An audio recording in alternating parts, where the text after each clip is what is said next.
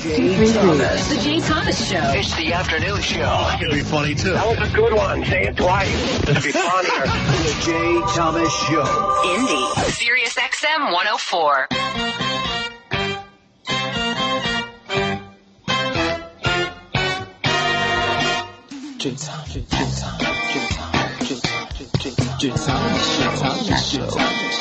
One, two, three, four. Can you hear me? Gotcha. 1, 2, 3, 4. Okay. Loud Gotcha. and clear. All right. In New Orleans. And then tomorrow we'll do the regular Howard 101 show. And then I'll be at Radio Row, which I think we're already broadcasting at. I think Kabir and Rich were there just before us. Yeah. Well, it's exciting. And we're all in this Hamptons Inn, which you would say, well, that doesn't sound like a upscale hotel. It is in a 100-and-something-year-old building, 14-foot ceilings, gorgeous suite. Good and for you. You know, Christina, if you played your cards right, I know, I all really been available. screwed that up, didn't I? Well, I mean, it is funny that there are a lot of young women that go with older guys and just, get a lot of benefits from it. But you would rather have no benefits at all. The only benefits you ever got is when we helped you get insurance. That's true. That was a big celebration around here, remember? So I'm checking into the fabulous hotel. By the way, Harry Shearer will call us in a little while. Is that right? Mm-hmm. Harry, who lives in New Orleans and probably knows nothing about football, but we'll have him on anyway.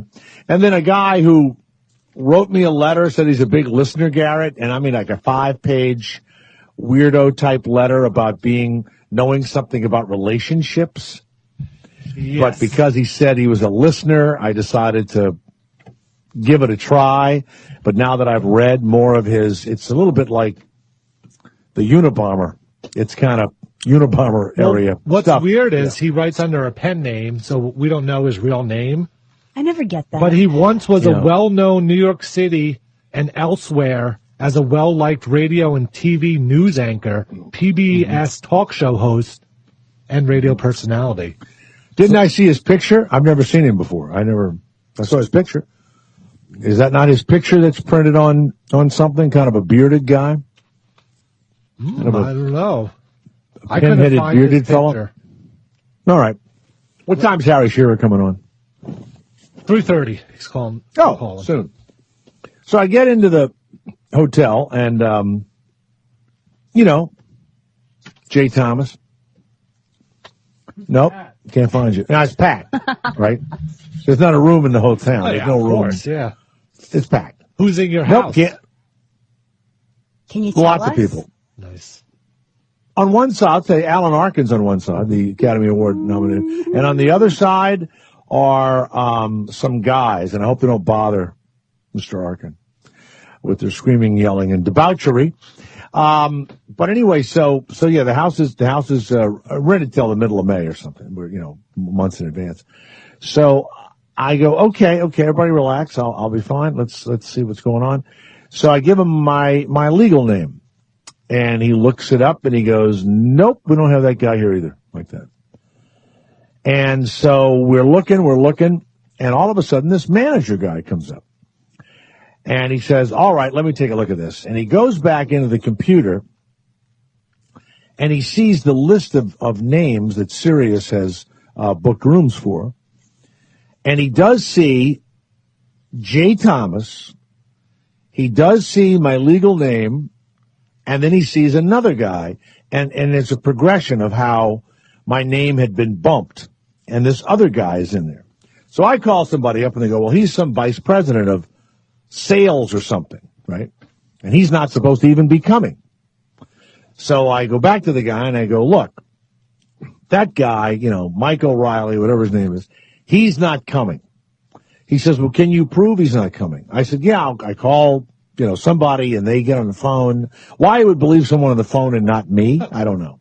So he says, who's on the phone? He says to me. And I'm talking to Rory. I go, the president of the company. That's what I said. So he goes, hello? And he goes, are you the president? I guess Roy said whatever he was. He says, okay. So they drop the guy. So he goes like this. Okay, now. And I pull out my Jay Thomas ID. He says, okay, but who's this Johnny Gazzino guy? I said, well, I have an ID for that. I pull out that ID, right? So he's got both my IDs in front of him, pictures and everything. And he looks at me and he goes like this.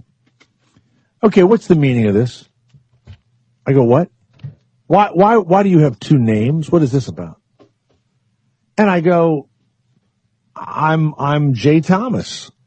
In some portions of America and the free world, I'm known. And so it's a stage name, I'm on I start talking to this guy. I'm on the radio. Now, these two young hotel workers, they move over to listen. They've never seen me in their lives either, right? So I begin to explain to them how I have these two names. And so the guy says to me, why do you need two names? I swear to God. I said, it was a long time ago. I didn't want to use my real name. I didn't think it was very, I just wanted to pick a name that everyone would know and everything else. So he says, well, all right. Well, the Johnny Gazzino guy is ahead of you on this list. So it's really his room. I said, well, that's me. I said, that's me. He says, well, I have to get permission. I swear to God, he said this.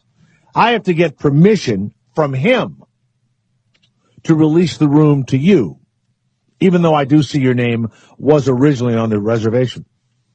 So I put my head down, and I get my legal ID, and I go like this.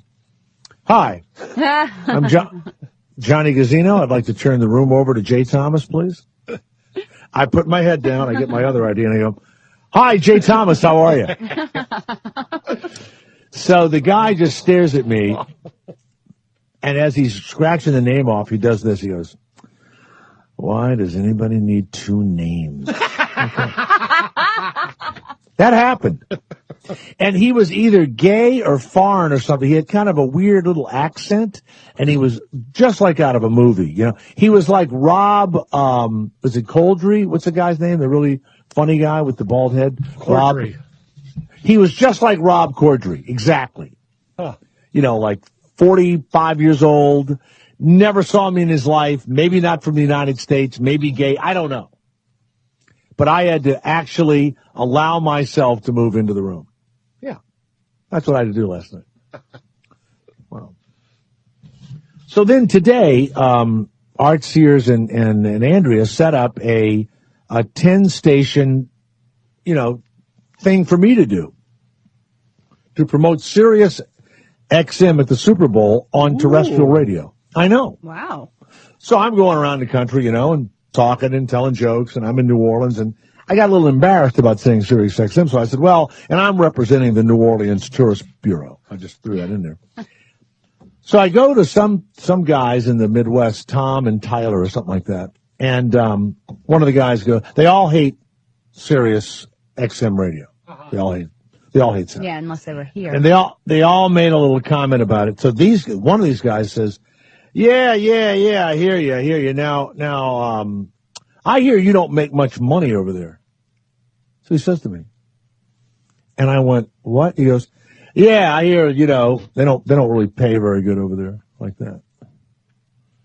And so I said, well, I have no idea what you make, and I'm really not to discuss it, but I said, have you ever listened to my show? He says, yeah, we've listened, a couple of times. I said, well, I get paid by the F-bomb. How's that sound? Yeah. And I said, I've probably done about 500,000 of them this year. Did I give you a little clue? Huh, my friend? My friend? He says, well, one of us makes that little bit of money here. That's what he said to me. This guy did this to me on the Were they from Tea Time with Tom and Tyler? Tuesdays at 12? Tea Time? The radio Tuesdays show at 12? that smiles back. Yeah. He became like, snippy about money and stuff. And I'm thinking, okay, the show that smiles back, God forbid. One of the shows I did is in Richmond. It's called The Big Greasy Breakfast. And I said to the guys, it sounds like a bowel movement. It does. It sounds like. Or you're about to have one. But that's not a very appetizing title for a radio show. So, well, of course, they continue down here this this lionization, this sainthood of Ray Lewis, and I mean, anywhere you go, anyone you talk to, any football player, fan, whatever, the majority of people don't think anything of this guy. They think he's an animal who plays middle linebacker in the NFL, who may or may not have killed a couple of people, right? But I think the NFL just keeps saying how fabulous he is and everything else, and I don't think, Garrett, do you think people think he's, besides a football player, a person really to be looked up to or anything? Oh, definitely. ESPN definitely does. They constantly laud him. And Stephen A., the announcer? Yeah. Yeah. He was offended that someone had said Ray Lewis had taken, something to make his, and I said this the other day on the air, one of the most devastating injuries is to have your bicep or your tricep or your calf or anything ripped. I mean, it is, some guys, hardly ever recover. This guy's back in 3 months after surgery. And so I guess some people were saying something about him. And Stephen A. was going, after all he's done for football, I'm thinking, what? He's an animal. He's a gorilla. He's a horrible person. It's weird. And then all the praying and I don't get it. I mean, I think when Drew Brees does it, it's just as stupid, by the way. All that, I don't know what, all that. You're making $5 million. You're starting on an NFL football team. You don't have to give me a pep talk. I'm pretty much going to go out, take a drug that you can't find in my bloodstream, hit somebody in the head with my helmet if I can get away with it, bite them, pinch them, elbow them, pretend I caught a ball I didn't, because if I don't, my family and I don't eat. You don't need to give me like a big speech. When you're 14 and, you're like looking out the window and, you lollygag and, some coach goes, now listen up, men. Okay.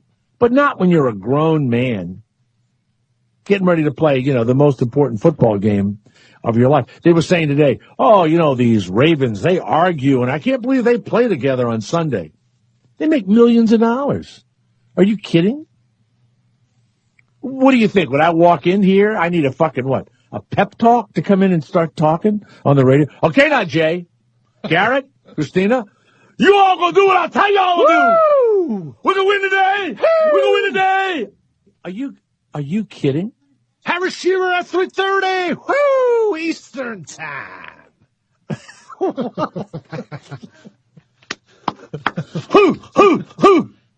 Who? Come on.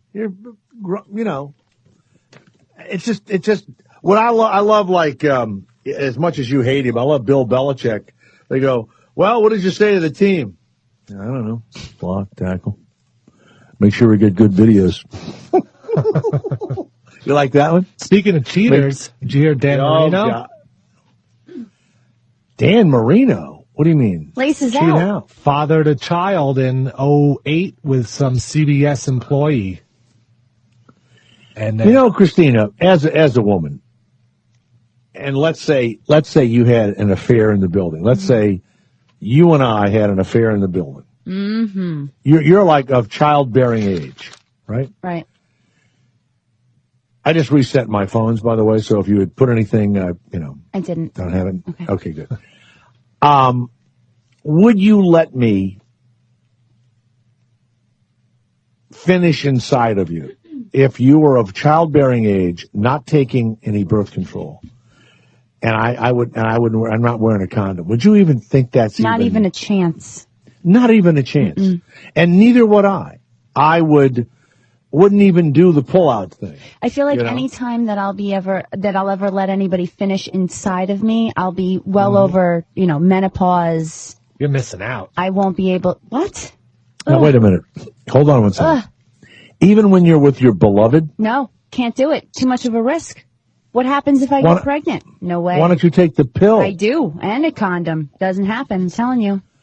Wait a second. What? You take the pill, the guy wears the condom. I don't want anything to happen. Wow. That's cool. I am the worst, Garrett. You're right. I'm no Hey, fun. you know what, I'm Garrett? fun, but I'm no fun. Let me in tell you that who she is aspect. made for. She is made for an affair. She's not made to be with somebody. You're right. Married. He's Or- absolutely you are. right. Or a You're crash made to test be dummy. What? I don't What does that safety mean? I don't even- procedures. I don't even I know think what you're that better means. safe than safe. sorry. Yeah, that's You're not the oversafe. one that has to get an abortion here. I am, and I don't want to do it. So I'd rather just Wow. make sure it stays empty. Well, you just go over to our abortion channel and you'd get one. People Live people on say the to me, air. Channel blew 666. snot. I just blew snot out of my big snot ball. Came right out when I thought of. People go, I was listening the other day, and you have a trucker channel, you have a Catholic channel, you have a lot of crazy channels. I go, yeah, we have the abortion channel. Yeah, turn on, put the radio between your legs. You know. They talk really loudly, and they yell coat hanger over and over again until the baby's gone. Sounds like there's a vacuum in the background. Wow. Have you ever had a boyfriend that said, look, I love you, and you're on the pill, I want to feel you? Yeah, Don't my you wanna husband. feel me? Come on, You even made- while you were you married. made I him didn't, wear a I didn't condom? want to have his baby either. I didn't want to have any Holy baby. moly. Have you ever had a real penis inside of you? Oh, yeah. I mean, I'm not 100% all the time with the condom because I do have the birth control. And if I'm with you for like 2 years or a year and a half, then I trust that, Jesus. What? You know what, Garrett? That's pretty exciting, though. After 2 years, right when the relationship is starting to wane, Yeah, you it's get true. this new thing where you're going to feel flesh the walls on of goo. my vagina. Let's get it going. You know what? I got to tell you, I got a bunch of emails from guys that go, can you let just Christina read something every week? Well, we'll start having these conversations. Wow, that is, well, I do appreciate that. I understand it. And here's the weird thing. I grew up What Catholic, There's a lot of guilt there. What about the women, and maybe this has happened to you, Garrett, you don't know them that well, and you're going to use a condom, or you use it, and they say, could you not do it with a condom? And it doesn't feel any different to a woman, does it? You can't tell whether there's a condom, can you? Huh? It's, You can? yeah, you Different can. friction? It's different, but it's. Really? Yeah. I mean, it's Well, way once it better got there, without. it is. Yeah. Huh. All right. Okay. But, there's no strange without, ever. Do you ever put a condom on a vibrator? No. No. All right. Well, these are great discussions. So, now I will tell you that in my lifetime, I beat the pill, I beat the diaphragm, I beat the what's the thing that sticks into the uterus? They don't use it much penis. anymore. No, a coil, some sort of a coil or Sponge? No, They don't use that anymore. It's an intrauterine device. Yeah, IUP or something. Or IUD. no, IUD. Yeah, I beat one of those. Wow. I did. Yeah, there was How leakage. many children have you fathered?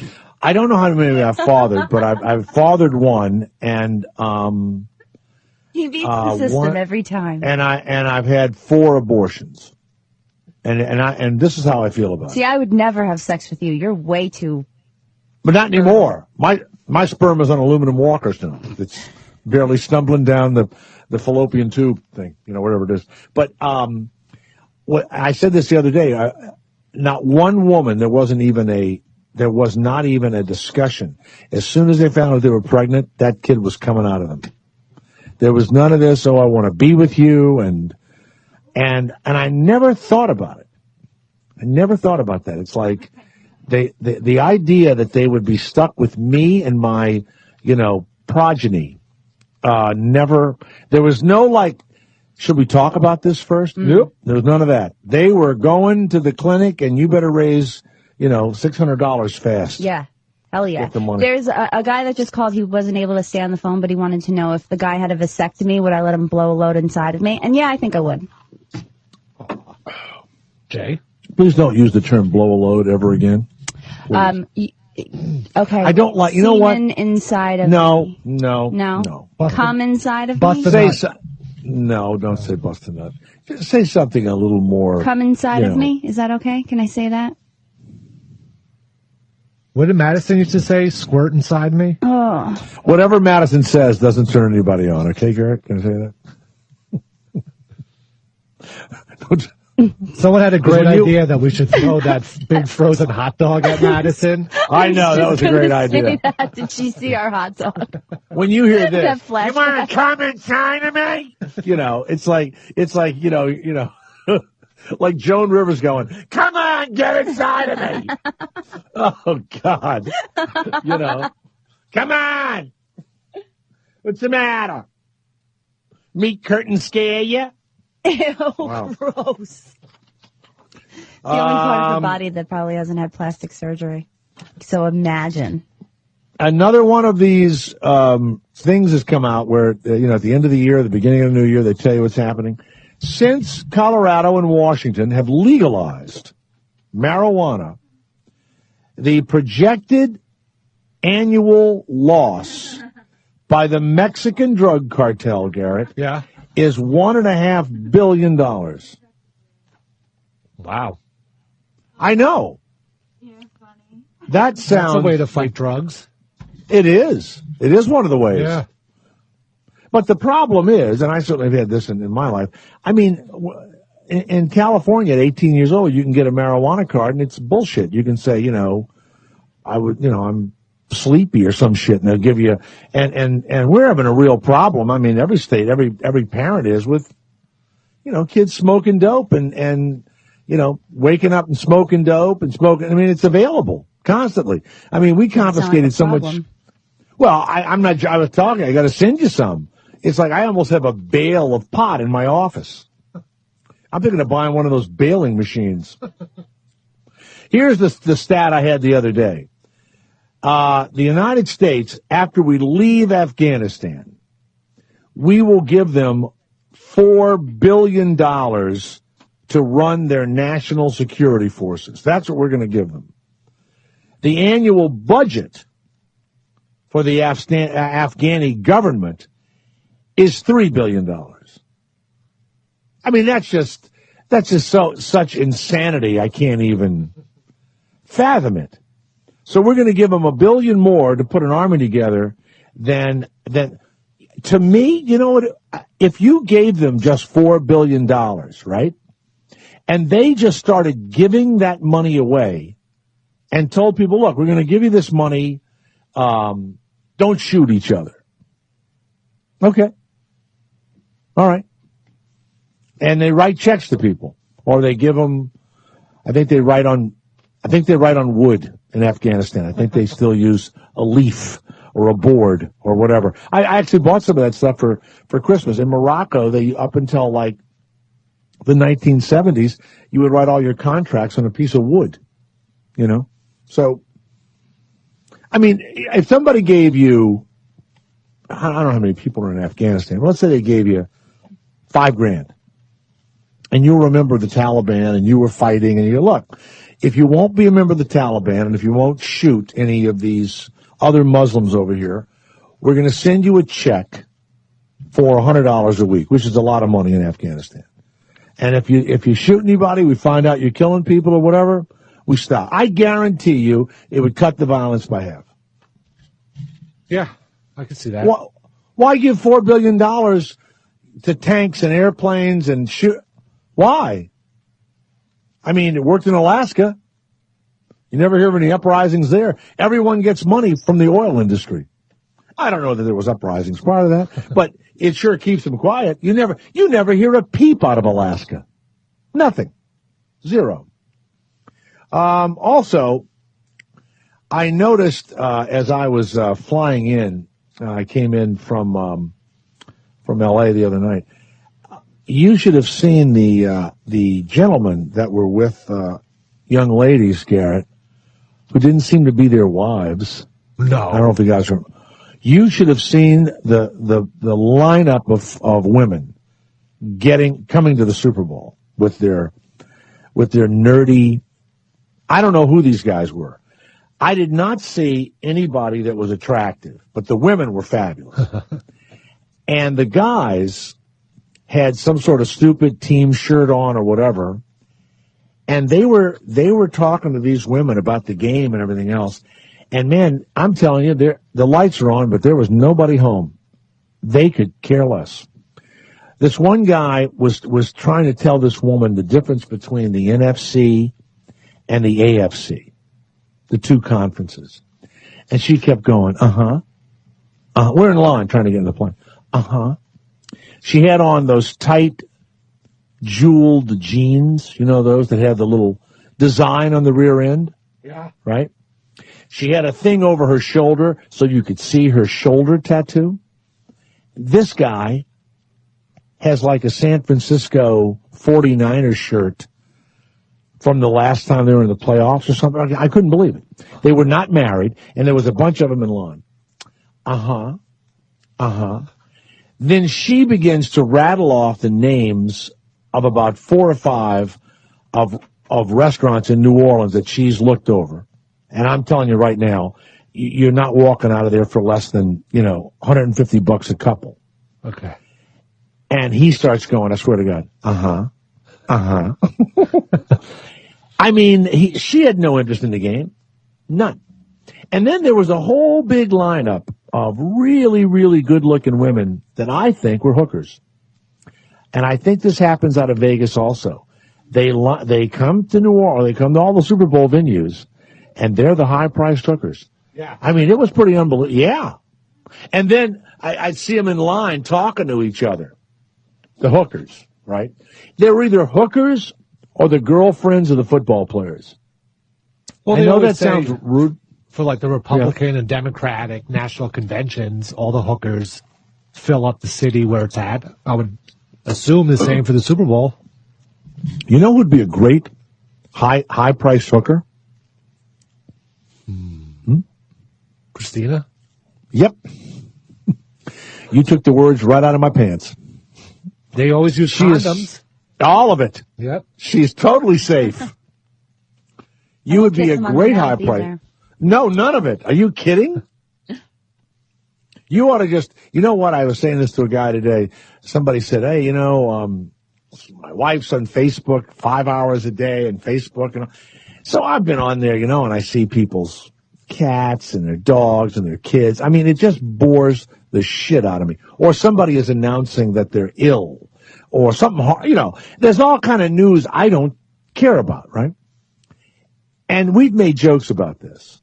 But if there really was a thing called ass book that is not porno, it's just your ass, male or female. It can be, so you'd see Christina, 32 years old, and just your ass. Yeah, well, I mean, you can follow. And you could touch it, or on Twitter. You could touch it, you could flap it a little bit if you wanted to, or whatever. And maybe you'd put up different pictures, but then it would be Garrett Andrews, 33 years old, and just be your ass. And every now and again, your hand would scratch. It would be ass. I'd stay on that for hours, ass book. And I'd send pictures and notes, but it only can be asses. You'd send the picture of the ass of your dog, the ass of your cat. Or you take pictures of asses. That's all you do. And no pornography. No penises. And only the residuals of the shadow of the vagina. The flaps. The shadow of your vagina. I don't want to get you excited, but if you go to assbook.com, it just says, what happens? Coming soon. Like CUMMING? Nope. Oh. Well, I mean, I would just do it. I'd rather look at asses. Look, when I really tried to look at the Jay Thomas Show Facebook, guys would send us pictures, and you're still on there, I'm sure, Christina, with their goofy looking wife and their kids or their dog or in their really crummy apartment or I don't know, sitting on their couch and shit. And then all these pictures of them. It's like when I'm walking to work there in New York and these horrifying looking people are having their picture taken in front of the water fountain, what do you call it? The big fountain there across the street. I want to walk up and go, why would you want a photograph of this individual? This is like, I mean, look, maybe me, I don't like any picture of myself. I mean, I think there's a certain point in life when you should take your best picture and you're over 50 years old and that's pretty much it. You don't need any more pictures taken. That's it. You should only have a picture taken of yourself if you really look good. And I see these people taking pictures of other individuals. I don't even know where do you put the picture? You're certainly not going to brag about this to people. Hey, I'll show you a picture of my wife standing in front of our truck. What? Unless some guy's wife is naked or something, I wouldn't want to see a picture of it. Who do you show pictures to? I don't know. It's odd to me. Very odd. This comes from this guy who's coming on. Is his name James Moore? Is that his name? It's his pen name. I'm assuming he's Charlie Rose. He's not Charlie Rose. He's Famous written a book. New York City radio personality and PBS show host. No, I think this guy is a nut. And I booked him and he gives speeches and on loving women and all that. James Moore's Better Love Life. I'm only having him on because he's a nut. And he said he listens to the show and he wanted to come on the show. He is going to give us a thing, Class 1 relationships. No, that's a class. I'm sorry. That's a class, yeah. At the University of Hartford. You know that my wife went there? Wow. That's weird. That's the only time I ever heard it mentioned. She went there like for 1 year. Wow. So he'll be on. But Garrett, all of his stuff it's written too long. Yeah, this one book is 450 pages. Yeah. But Yeah. you know, he's the master popularity. lover, and he has to explain all his insights. He has his ex-wife say he's a good lover. And current wife. Both. The popularity of 50 Shades of Grey demonstrates the lack of fulfillment in people's love lives. By the way, if you see that woman who wrote those books, you would never buy that book. I mean, it's so made up and so bullshit. She says she and her husband would sit up at night laughing and making up bondage stories that are totally made up. Mm-hmm. I would think, would you really want to read a book that many people say this book changed my marriage, or it caused ropes to be sold or whatever, and you realize it's two overweight middle-aged people making fun of you in their bedroom at night? I made that mistake once in college. The Celestine Prophecy or yes, that book. What was that? It was like a precursor to The Secret or something.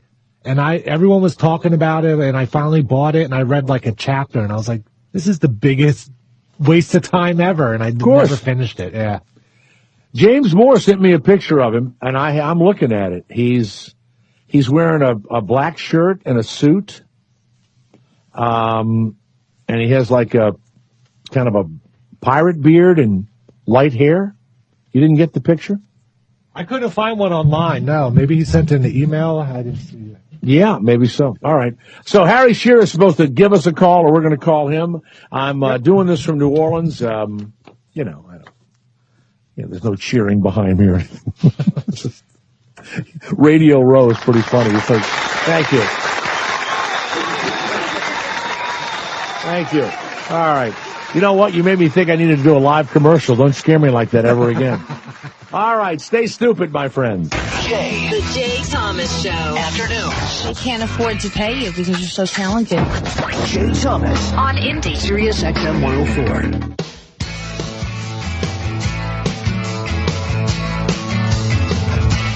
You've been selling some kind of glamour since 1986.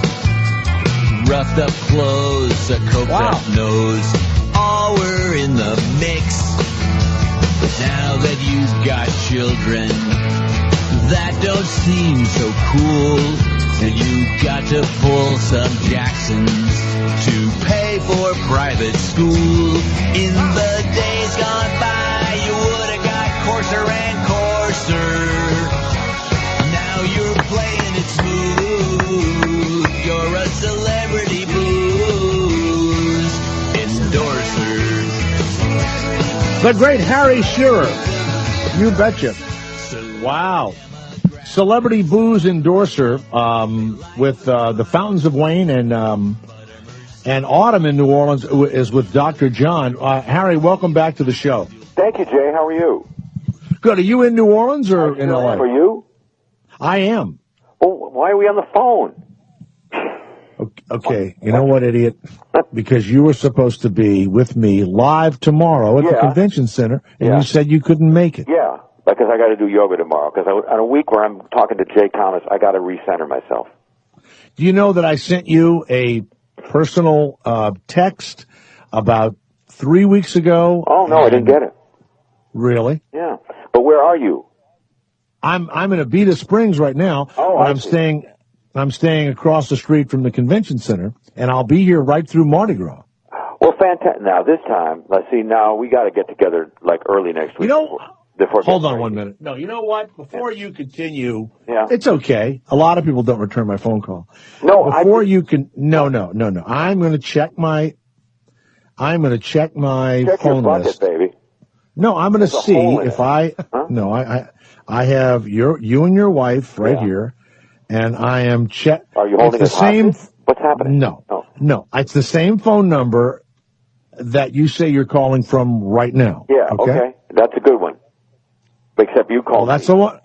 I texted it. I texted that number and. Oh, you can't text this number. This is a landline. You can't text landlines, baby. Oh, so you didn't give me your cell phone number? No. They ask your kids. You can't text a landline. No, I knew that already, but I.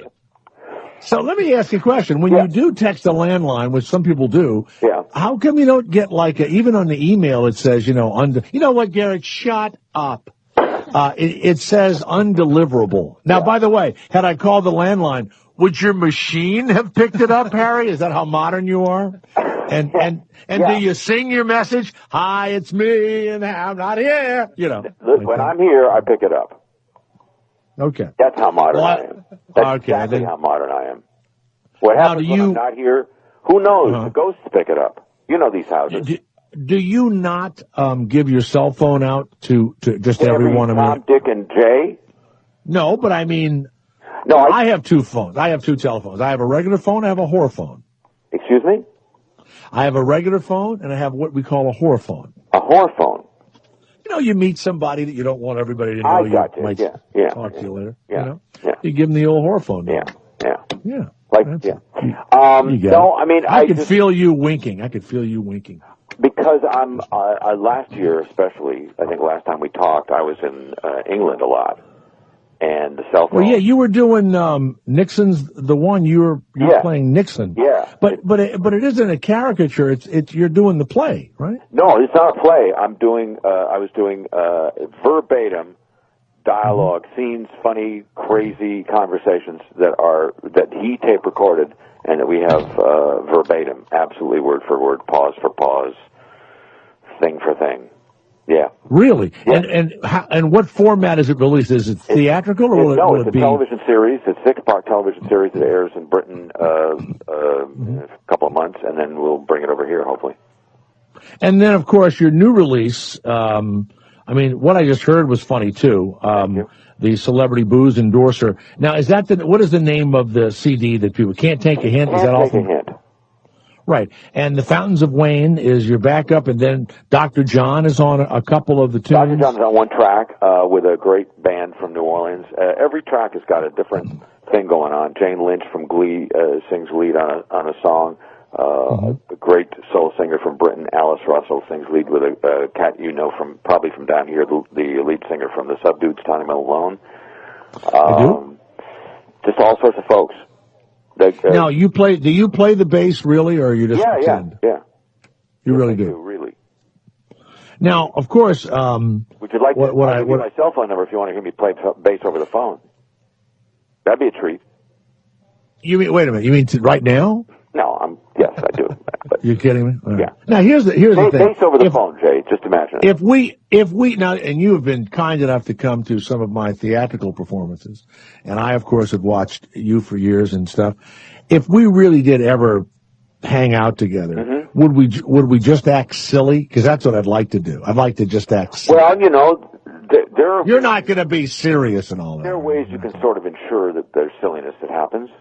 Okay, all right. Well, then we'll be silly. So, get that silliness insurance that State Farm sells. I really don't have Flo many. Sells it. Isn't that Flo sells? Yes, she does. I don't really have. By the way, I can't believe you saw it. That woman, Flo, was kind of trying to act in one of the commercials as I was leaving the hotel today. Oh. Yeah, she's kind of doing some acting. Now, let me ask you a question. Is she supposed to be funny, or is she supposed to be good-looking, or neither? I think they think she's funny. She's not good-looking. Holy mackerel. She does I wouldn't buy insurance from anybody who thinks she's funny. You know what it is? It's how stupid they think we are. Now, we've both done commercials, but luckily I've been in the commercials that have really kind of been funny. But when you watch a commercial, or when you hear them on the radio, there's this kind of commercial, kind of funny thing that some account executive thought was funny. And that's what I think she is. She is some sort of group of individuals that know that she's harmless.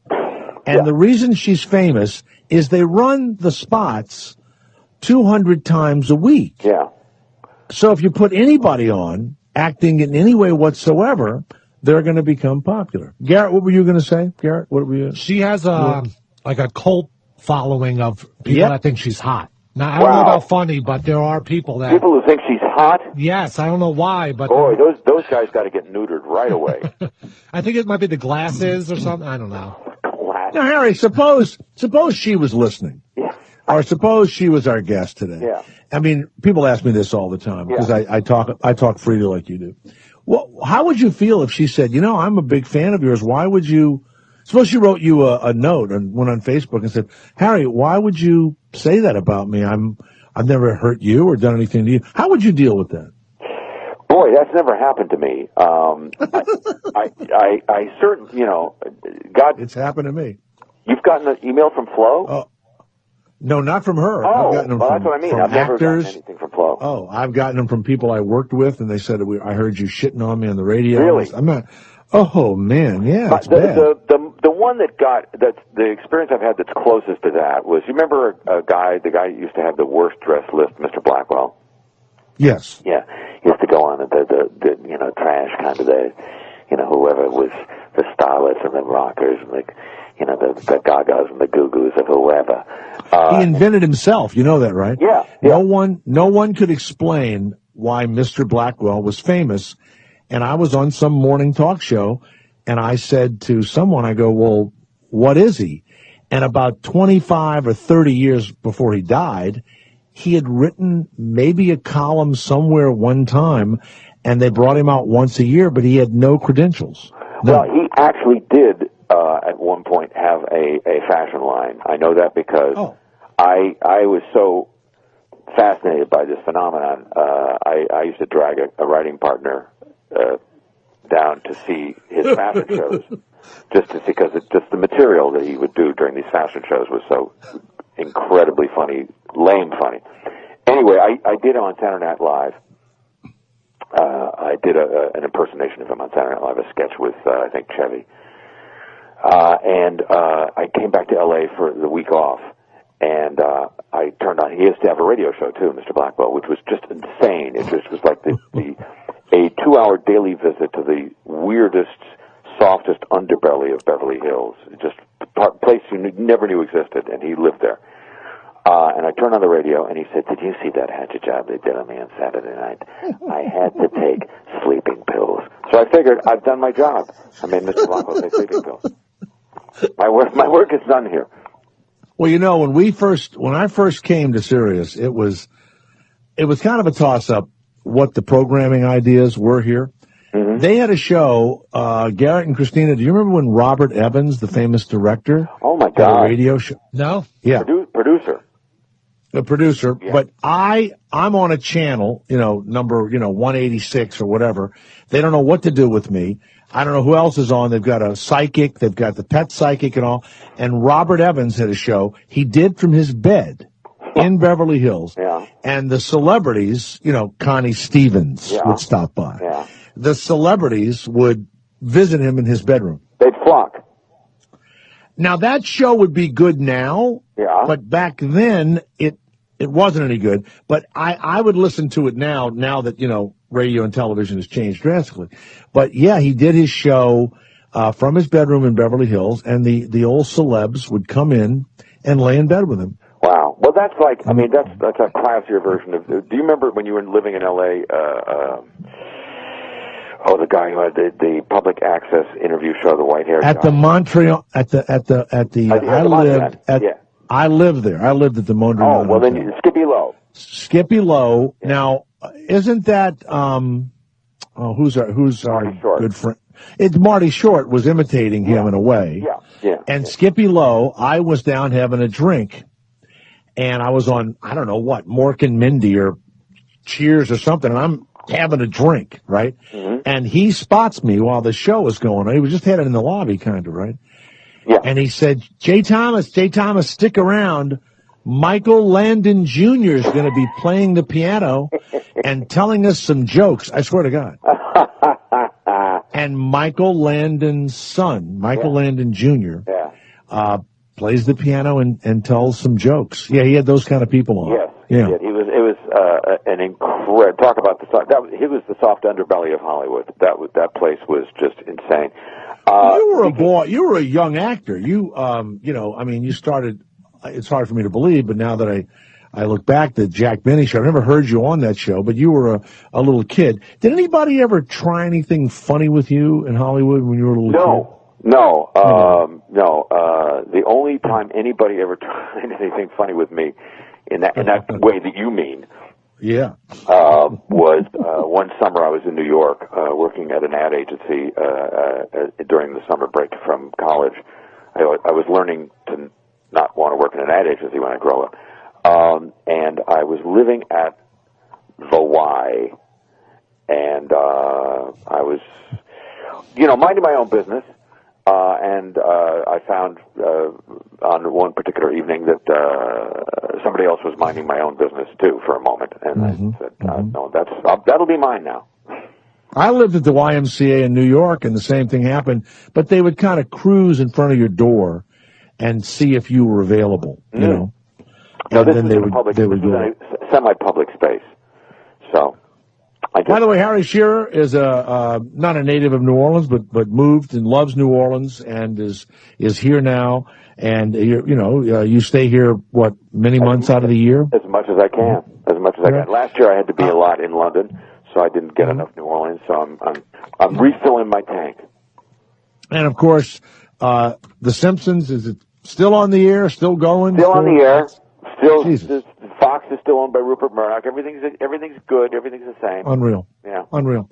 Go to HarryShearer.com and really, pick up it's wonderful music, but it's also fun stuff.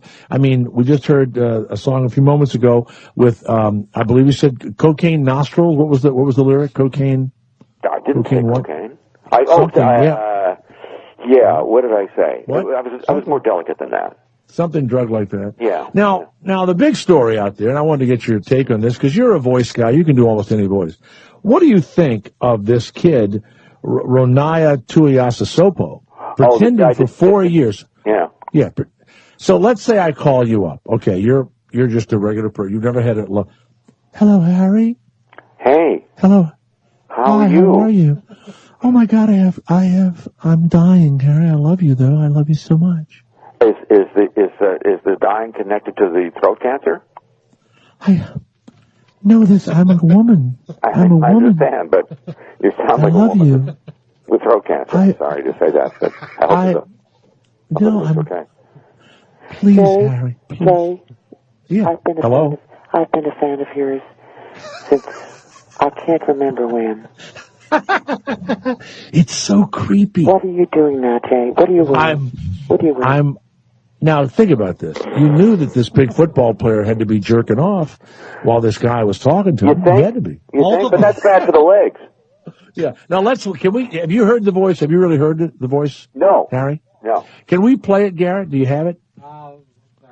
We really have the voice. We do. No, and it's not a joke. It's the real messages that were left.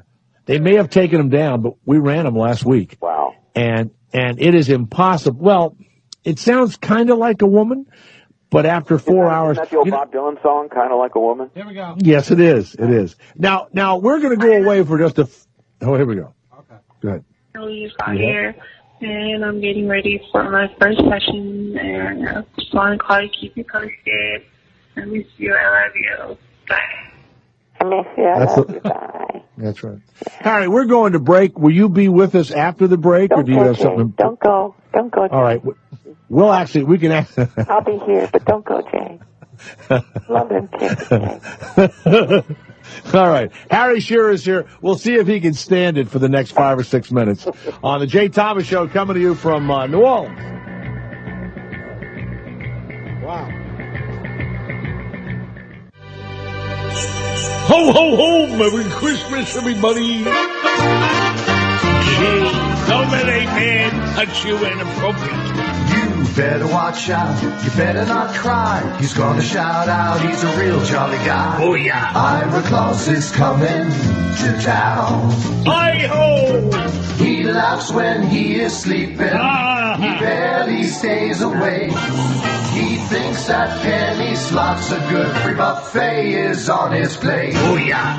You better watch out, you better not cry. It's 84 degrees under partly cloudy skies. That's right. Ira Claus is coming to town. Thank you, thank you. He's reading a joke, will he say it right? If Jay doesn't laugh, he'll say it twice. Ira Claus is coming to town. Jay. Yes, sir. I was on the toilet, sneezed, and pulled out a dinosaur bone. Ira Claus is coming to town. Can I borrow $900? He's coming to town. Jay Thomas. It's the Jay Thomas Show. It's all about the love. The Jay Thomas Show. Afternoons. Easy. Sirius XM 104.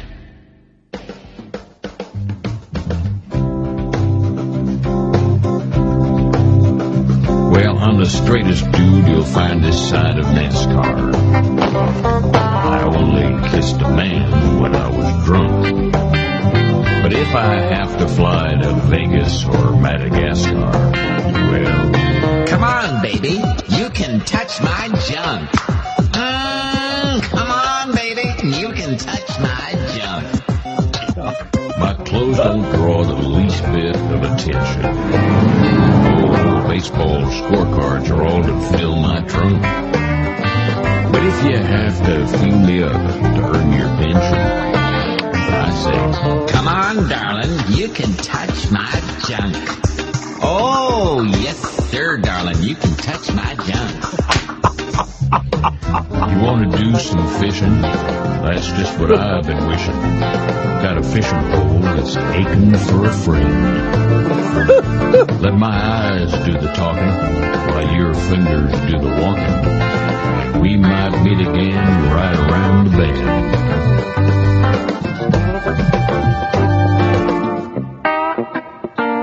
Harry Shearer and his ode to the TSA, Touch My Junk. By the way, I am always stunned that you've had what? How many Grammy-nominated albums? 2. Have you?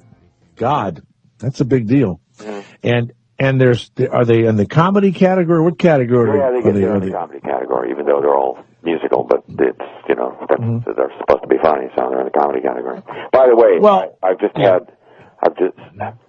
had some time during the commercial break to do some thinking and looking at some photographs I saw online, and I really want to apologize to Flo.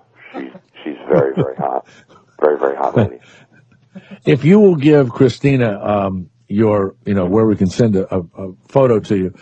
Tosh 2.0, I don't know if you watch that guy or not, on TV. No. He printed from a Facebook picture a guy and a woman, and the woman's, at least normal looking. Yeah. And he has the largest man breast you've ever seen, no shirt on, at some kind of Tex-Mex bar somewhere. But they were on Facebook, and I was saying this before you got on. I see people, especially here in New Orleans, but I also see it in New York. Why would you want a photograph of these individuals? I mean, I don't. Makes you feel good about get yourself. Well, no, what I think is there's a certain age when you've looked as good as you can look. Yeah. And then like, let's say for men, after you're like 50 or so, that's pretty much it for the picture taking. You don't look really going to look that great afterward. What are people thinking when they are taking a snapshot of someone that is physically unattractive, but they are their spouse or their relative? What do you think they're thinking, Harry? I think, you see people through different prisms, Jay, and the prism of love. I didn't say prison. I said prism. I know you said prism. I know. I thought immediately of a country song called "The Prison of Love," but the prism of love can be a beautiful place. When you said you after 50, you start. You meant to say with the exception of Hef, though, right? Yeah, Hugh Hefner can just, now his girlfriend, wife, whatever. Are you one of those guys that hung around the Playboy Mansion? No, I went once in Chicago. Hung around. I went once in Chicago. Well, I went once in Chicago and once in L.A. and just went, thank you, I get it. Well, who was the famous writer who had all the women, but he would do the children's books and everything else? That sounds like everybody who does children's books. No, that's true. You don't mean Shel Silverstein? Yeah, Shel Silverstein literally lived at the Playboy Mansion. Well, so did James, the actor. Oh, God.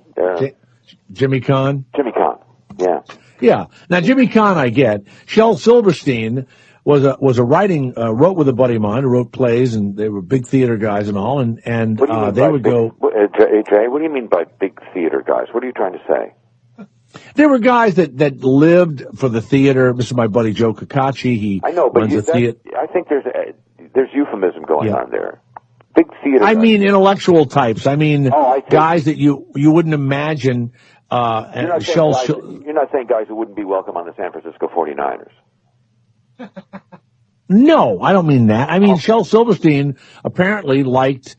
A lot of different women and stuff. He liked women, but when you would hear about him and you would see his newest production or some song or some book or whatever, you wouldn't imagine him having those multiple feminine desires and hanging around. You're right. I've never been to the Playboy Club, but the Playboy Mansion. But I think once you go, you get it. He was there a lot. That's what I meant. Yeah.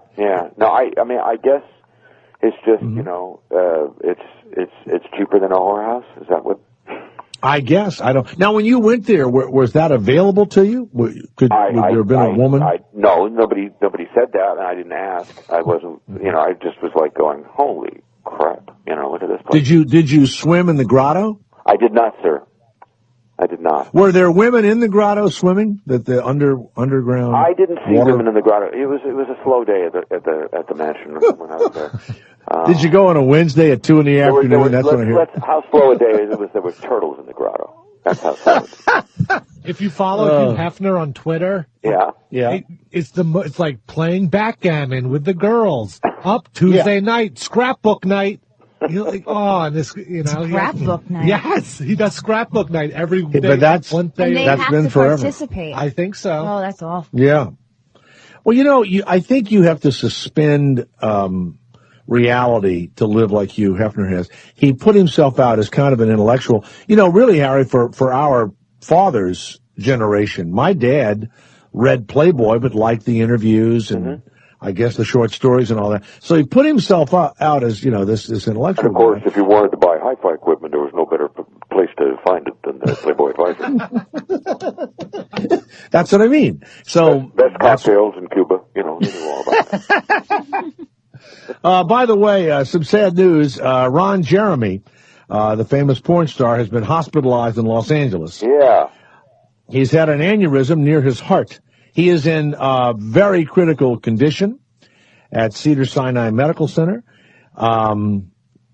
There apparently people have lined up around the block to give him hand jobs, or he's announced he's an organ donor. Harry, I think either one. He is 60 years old. He wait. How old? 60. Looks good for 60. Drove himself to the hospital at 2:30 in the morning. Oh man! severe chest pain. Wow. He is at Cedars-Sinai. Yeah. His penis is at the Hilton. And his penis plans to be back at work on Monday. His manager, David Esterman, confirmed that although Jeremy was unconscious after 2 emergency surgeries, things are going smoothly. What does that mean? Wow. What are those things? A huge vein spewed everywhere is what they're saying also. Wow. Ron Jeremy down for the count. That'll be a great loss. Now, do you still watch porn every night? What do you think that fed? What part of his body do you think that fed that huge vein? You know, they're always doing these, brain scans to see if how you get excited, what happens. Mm-hmm. I mean, the guy, he doesn't ever look all that excited in the pornos. I mean, it's. Well, I talked to Ron once about that, and I said, "What's your secret?" And he says, "I always think of the same thing when I'm in those scenes. I always think of flow." Boy, I tell you, if this show was bigger, you'd be in trouble. I will tell you that. If this show was bigger, I wouldn't be talking like this. Thanks. Let me try and sell another 2 of your CDs. Harry Shearer. By the way, are every one of the songs silly, or are there some songs that we can just... Autumn in New Orleans, the Dr. John song, is a serious sort of tribute to that wonderful first day after that long summer where you can open the windows and turn off the air conditioning. And I had that experience a couple of years ago, and that song came out, and Dr. John does an amazing version of it. But so that's the only one. Everything else is sort of my usual satirical rubbish. If you can find that, Garrett, we'll play that song so that not everything we know about Harry is just nonsense and silliness. What is the most serious part you've ever played? I really only know you from the voices, the comedies. I don't think I've ever done a serious part. The most serious thing I've ever done was the documentary that I made 3 years ago about why New Orleans flooded.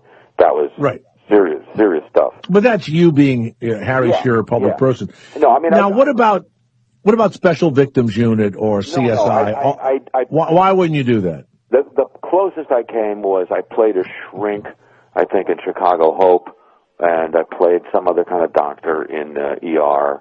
And I played the principal of the school in Dawson's Creek for a few episodes, and I played an agent from the United States Department of Agriculture who was tracing smuggled counterfeit bull sperm in an episode of Miami Vice. Now, if you think that's serious, I got a bridge, But, right. Yeah. But are you? I mean, you certainly have the chops to do any of it. So many, I mean, I think Will Ferrell's starting to go through a little bit now. He's kind of like called upon the same bit, which is wonderful, over and over again. Mm-hmm. But he's done some really interesting, dramatic stuff also, and I like him. But you don't seem to have that need, much like Flo is going through also, to bust out of a niche that maybe you're frightened that you're in. I mean, you seem pretty content with. Well, I'm not frightened that I'm in a niche, for one thing, because I do a lot of different things as it is. I would like to do. I think anybody who acts would like to do more acting, but I made a little rule for myself quite a while ago, which is I wouldn't appear in a movie where I had to hold a gun, and that's let me out of a lot of work. But I just listen. I'll tell you right now, for all of these left-wing, contributors to the Democratic Party and liberals and all, and then you see them in a movie where they're shooting everybody. Yeah. I feel the same. I'm not, and I joked about this on CNN one day. We talked about it. I said, I'm not in that position. If you offer me a movie and financially you're going to pay me a bunch of money and I'm going to shoot a bunch of people, where I am as an actor, I would do the part. Yeah. But I think that if and I don't know, I'll just say Denzel Washington, let's say, who I know is a Boys and Girls Club guy. I know he's a concerned, parent and then, you'll see him do a thing and he's wonderful, but he'll kill like 20 people, in the movie. But you, I don't know that there's anybody. Had they offered you a job to use a gun in a movie? I think one movie that I read a script for, and they wanted to put me up for it, and it had like a lot of that, and I just said, no. But what about if the person deserved it? No, I mean, there was this time, and I don't think this time is over yet, but I started noticing it in the 80s when every comedian who broke into movies, the first movie they were in, you saw the poster for them with their cute face next to a pistol, and I just thought, no,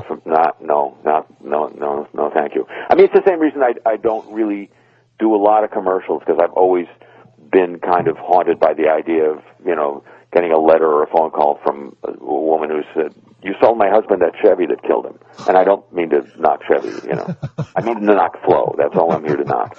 But, that can really, so I just figure why, it's not worth it. I was the retail spokesman for Toyota for years when they had their Toyota-thon. Mm-hmm. Oh, yeah, that's right. That was a big celebration, wasn't it? It was a celebration.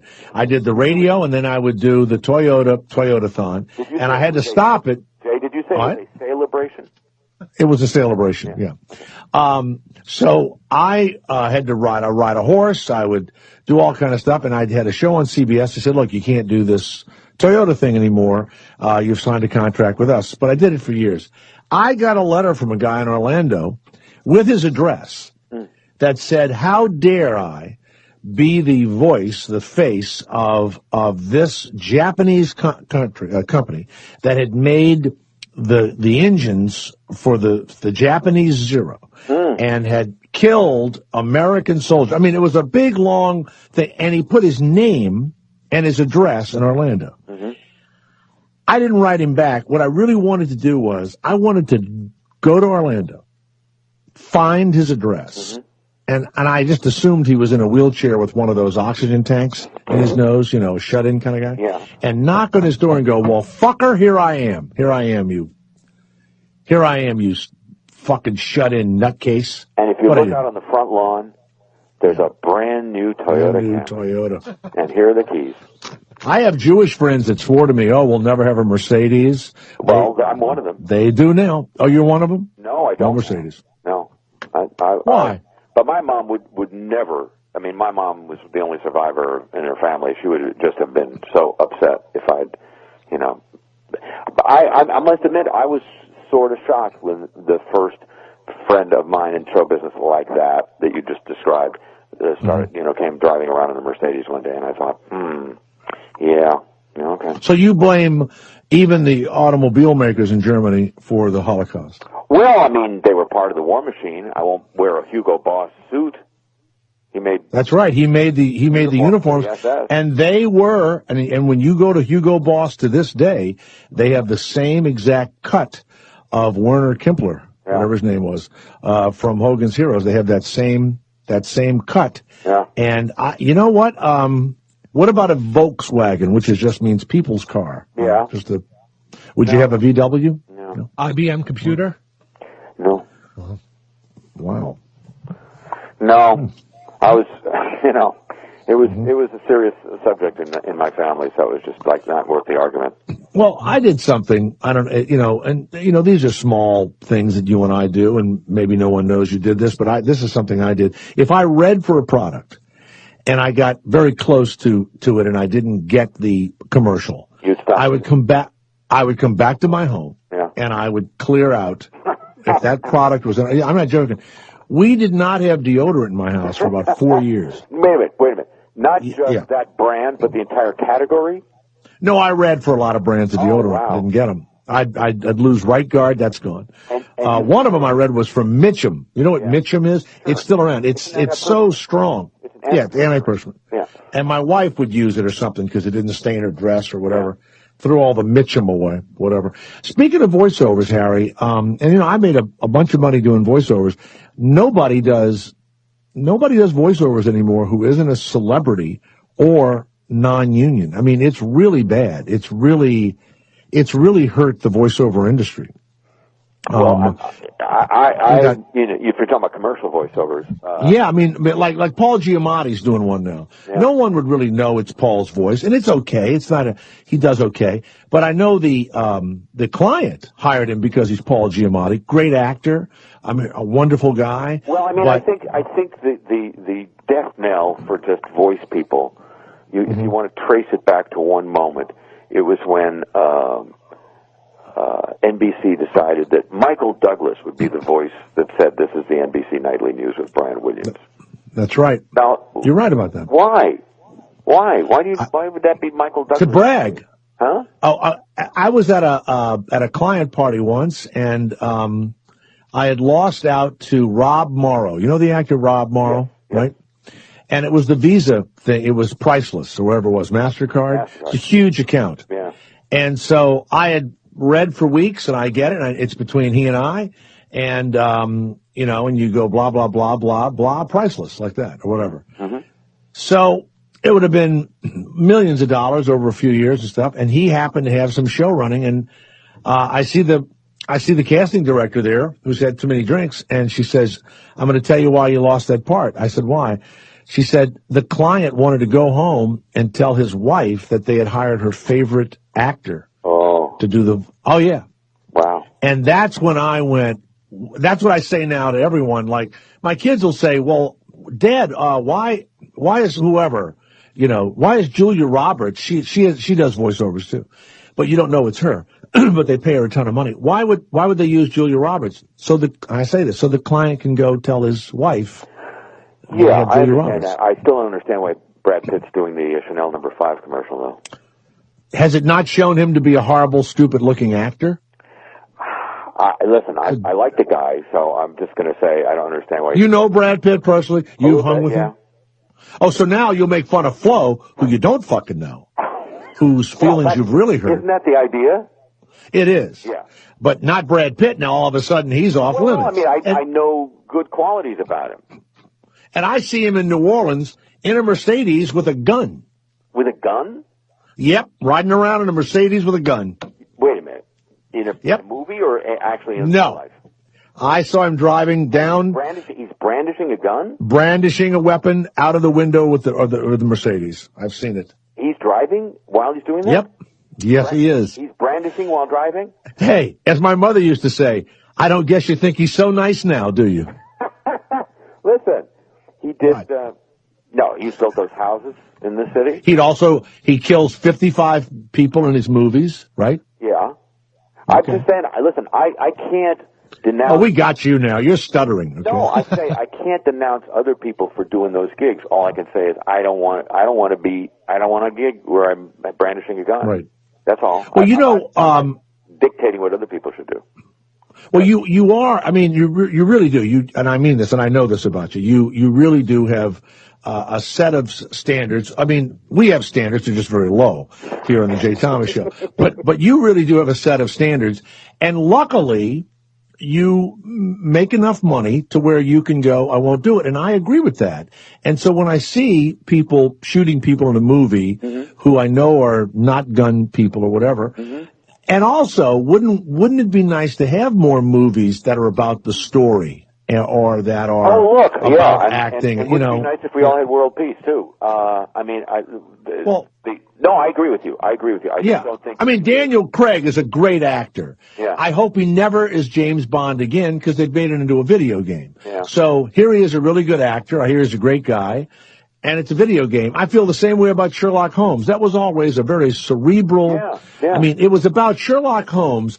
He would solve crimes to keep himself from the crack pipe. I mean, that's how it was written, right? Yeah. And now it's a video game also. And Jude Law, I think, is a terrific actor. Yeah. By the way, there are some movies out there, and one of them is Beast of the Southern Wild, which is about from New Orleans and all that, which I think. But there's some movies that are out. One of them, Tobey Maguire did, called Details. It's really wonderful. It's already in the hotels.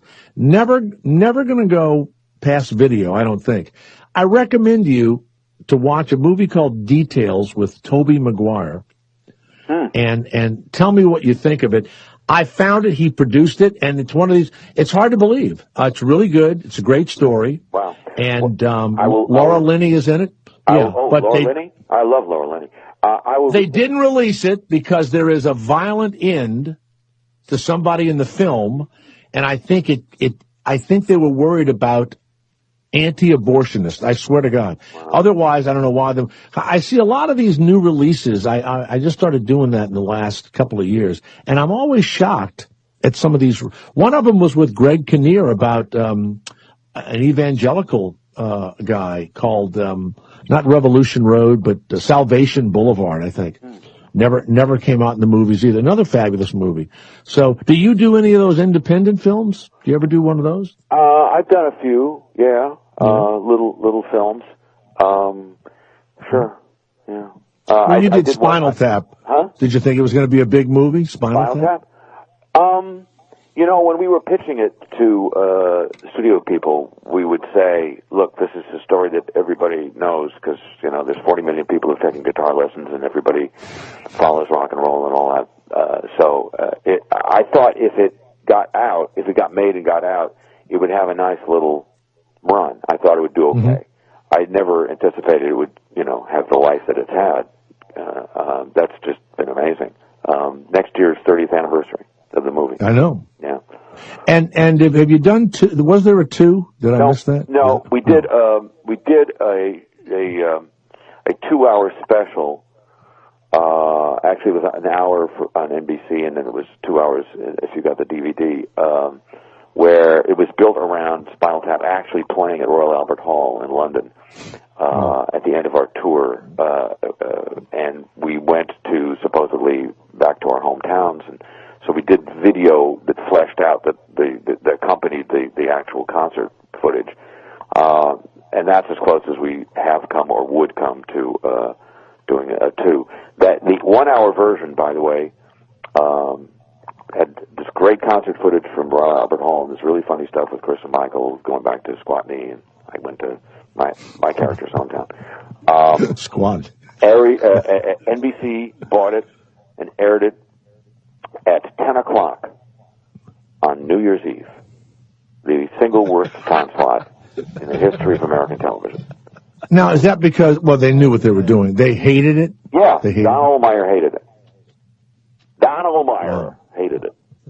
Now, when you guys, listen, there are some comedic actors who don't fool around on a set, and then there's some comedic actors who do.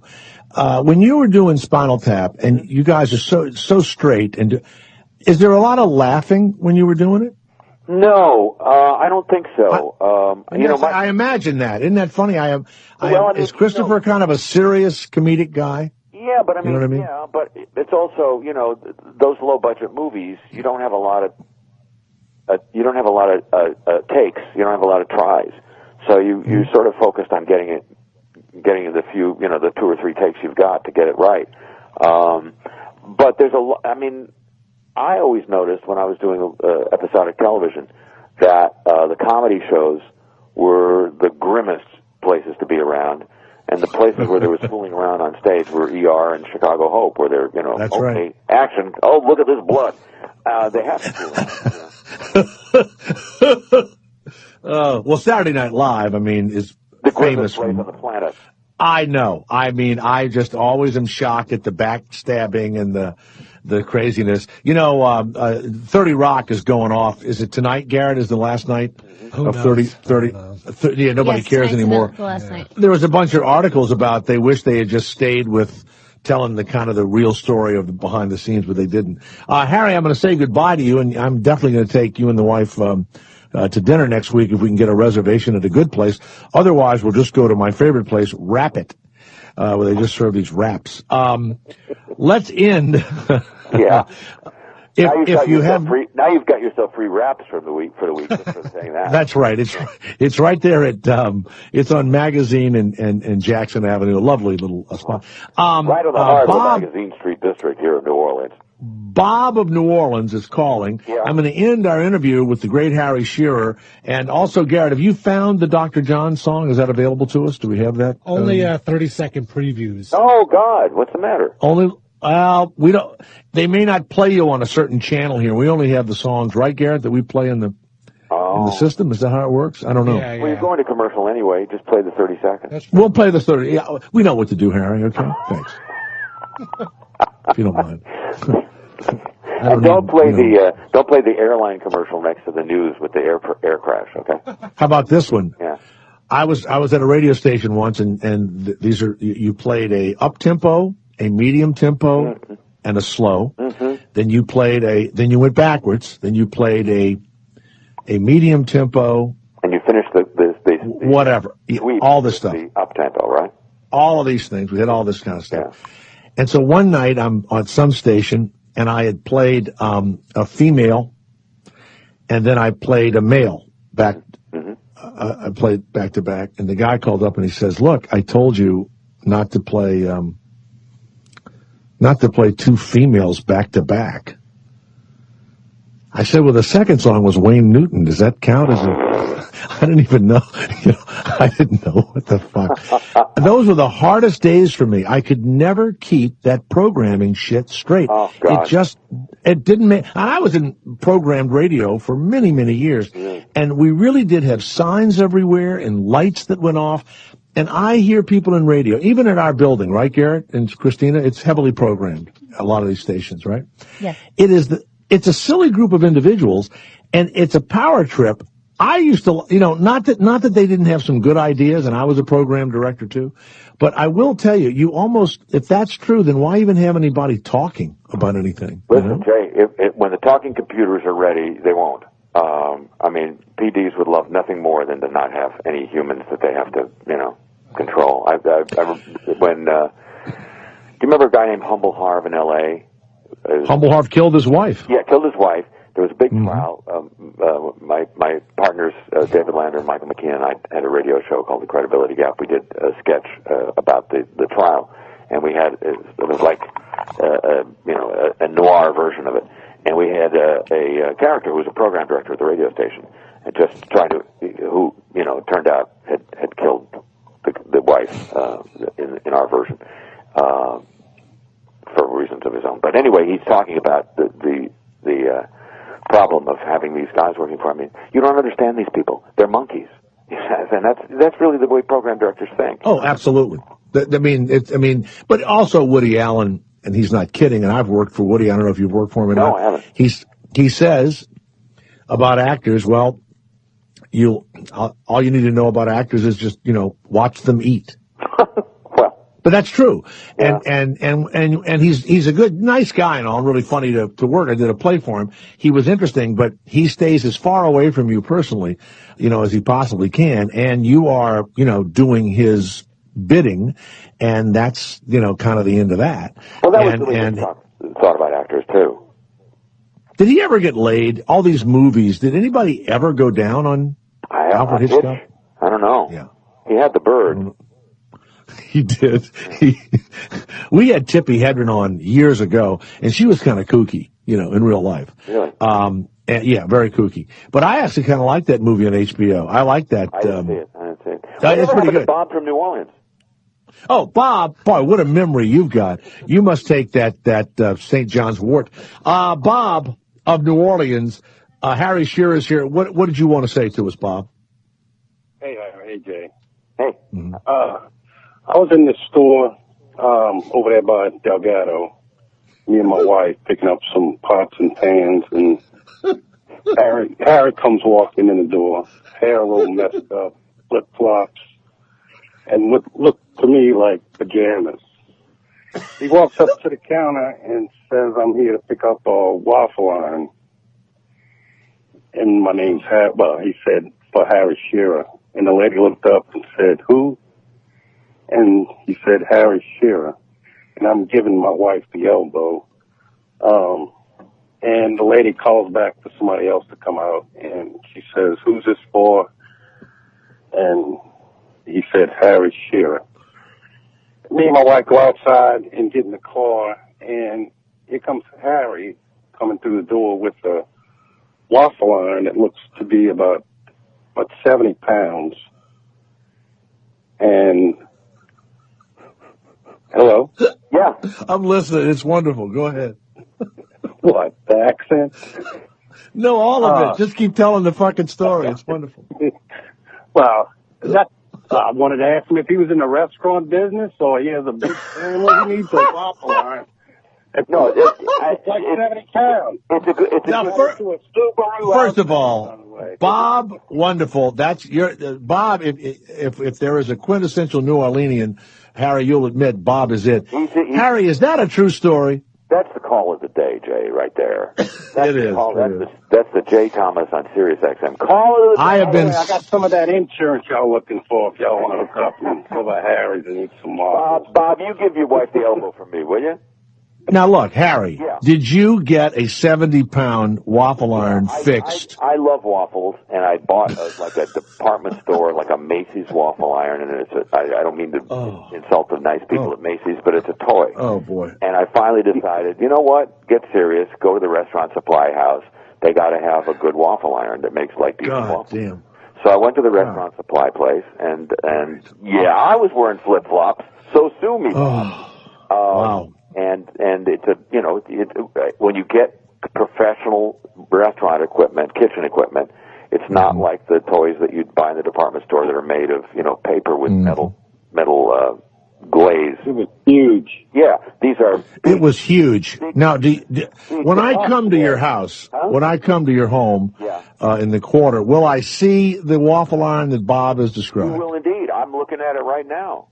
Wow. Okay, this is what I'm going to do. That's a true Harry, I'm going to have you take a picture on whatever you want to take a picture of the waffle iron. Yeah. And Bob, we need to get Bob's address or his phone number or whatever, or his Facebook address or whatever. And I'd like you, if you don't mind, Harry, as a wonderful story, Bob, and as a keepsake from the great Harry Shearer, would you accept a picture of the waffle iron that Harry personally gives to you, maybe even with Harry in the picture? I would love to. Bob, Harry, don't hang up. Everybody stay online, and you'll speak to Christina next. Bob, thank you. We'll talk to you in a second. Harry, I can't wait to have dinner with you. I am so sorry that I texted your home phone, your landline. Hey, there's a lesson in Bob's story. Yes. For all of the celebrities listening. You never know when somebody's looking at you. Oh. Yeah, no kidding. Be nice to the lady with the waffle iron, I will. Yeah. Go to harryshearer.com, and really, these are Grammy-nominated, albums. This is this man's life work. These are CDs and everything else. And this new one even has Dr. John on it. We'll play 30 seconds of that. Harry, I'll see you next week. All right, hold on for Bob's information. Thank you. You're absolutely wonderful. Thanks a lot. Go. Wow. Do we have it, Garrett? Nobody hangs up, don't play it, and we'll say we did. Springtime without the buzz. Breezes as gentle as grandma's hugs. Streets start filling up with tourists and teens. Autumn in New Orleans.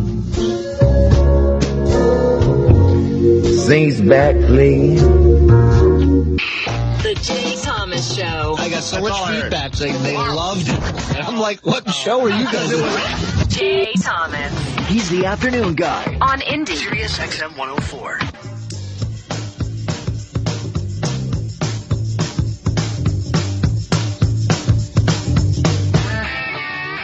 Well, that was certainly fun for me. I like that he sounds like a disc jockey. Seems to know all about PDs and all that, but does it say did he work in radio somewhere? Where did he work?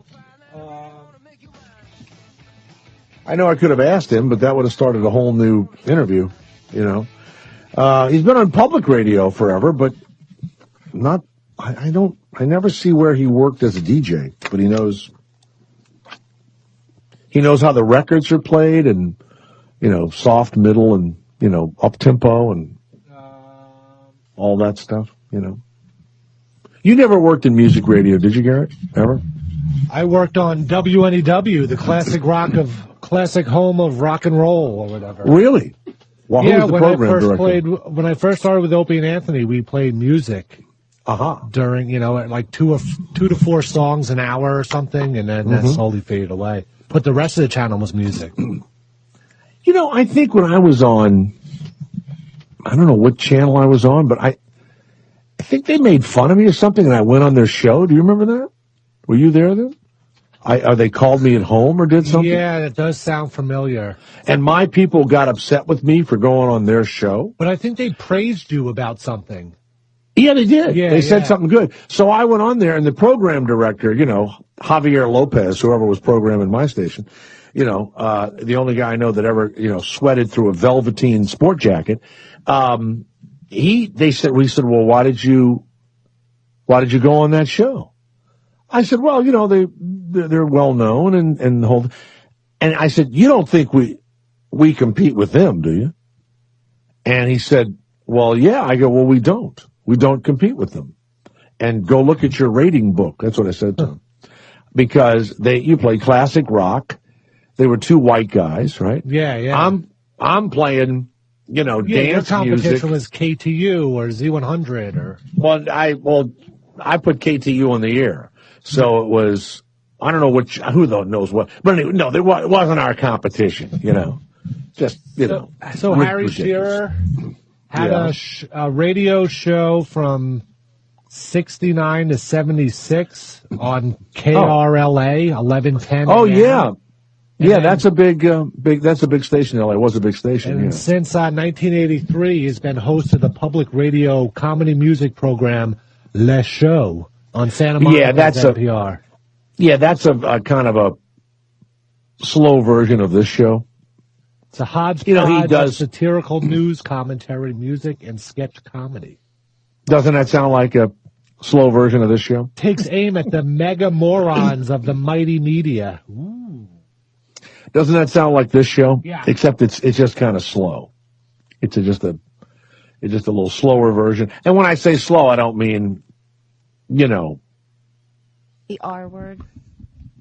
You know what? It's like the difference between, let's say, Anne Hathaway and Flo. You know? By the way, they're making fun of Anne Hathaway on the internet. If you have not seen Les Mis, and I know, Garrett, you'll never see it because you do not like musicals. Right? I saw it in the theater, yeah, I did the real play. Wait a minute. Oh, it was awful. Yeah, you hate. Now look, Les Mis was not one of my favorites, but I'm going to tell you right now, this guy worships that play and U2. That is, of course, Lou Pellegrino. He has seen Les Mis, I think, 10 times. Really? And he's a U2 nut, right? For U2. And Lou was working. U2, I thought he meant me and you. No. U2 the group. And so, I went to see it. It was long. It was drawn out. I mean, it was too much for me. I loved, what is it? Wizard of Oz? Was it Oz? What it was called? What was that about the witch? The Black Wizard of Oz one? No. Where they told the story about the two witches that were friends. Oh, it was a famous Broadway play, whatever. Well, I don't know what it's called. And then Avenue Q was fantastic. I mean, there's a lot of great ones. I'm sure the Book of Mormon is really good and all.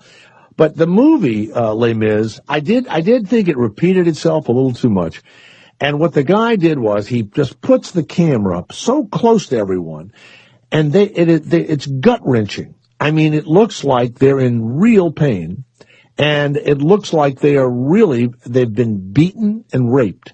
They really look like something happened to them. You almost worry about them. I have to tell you.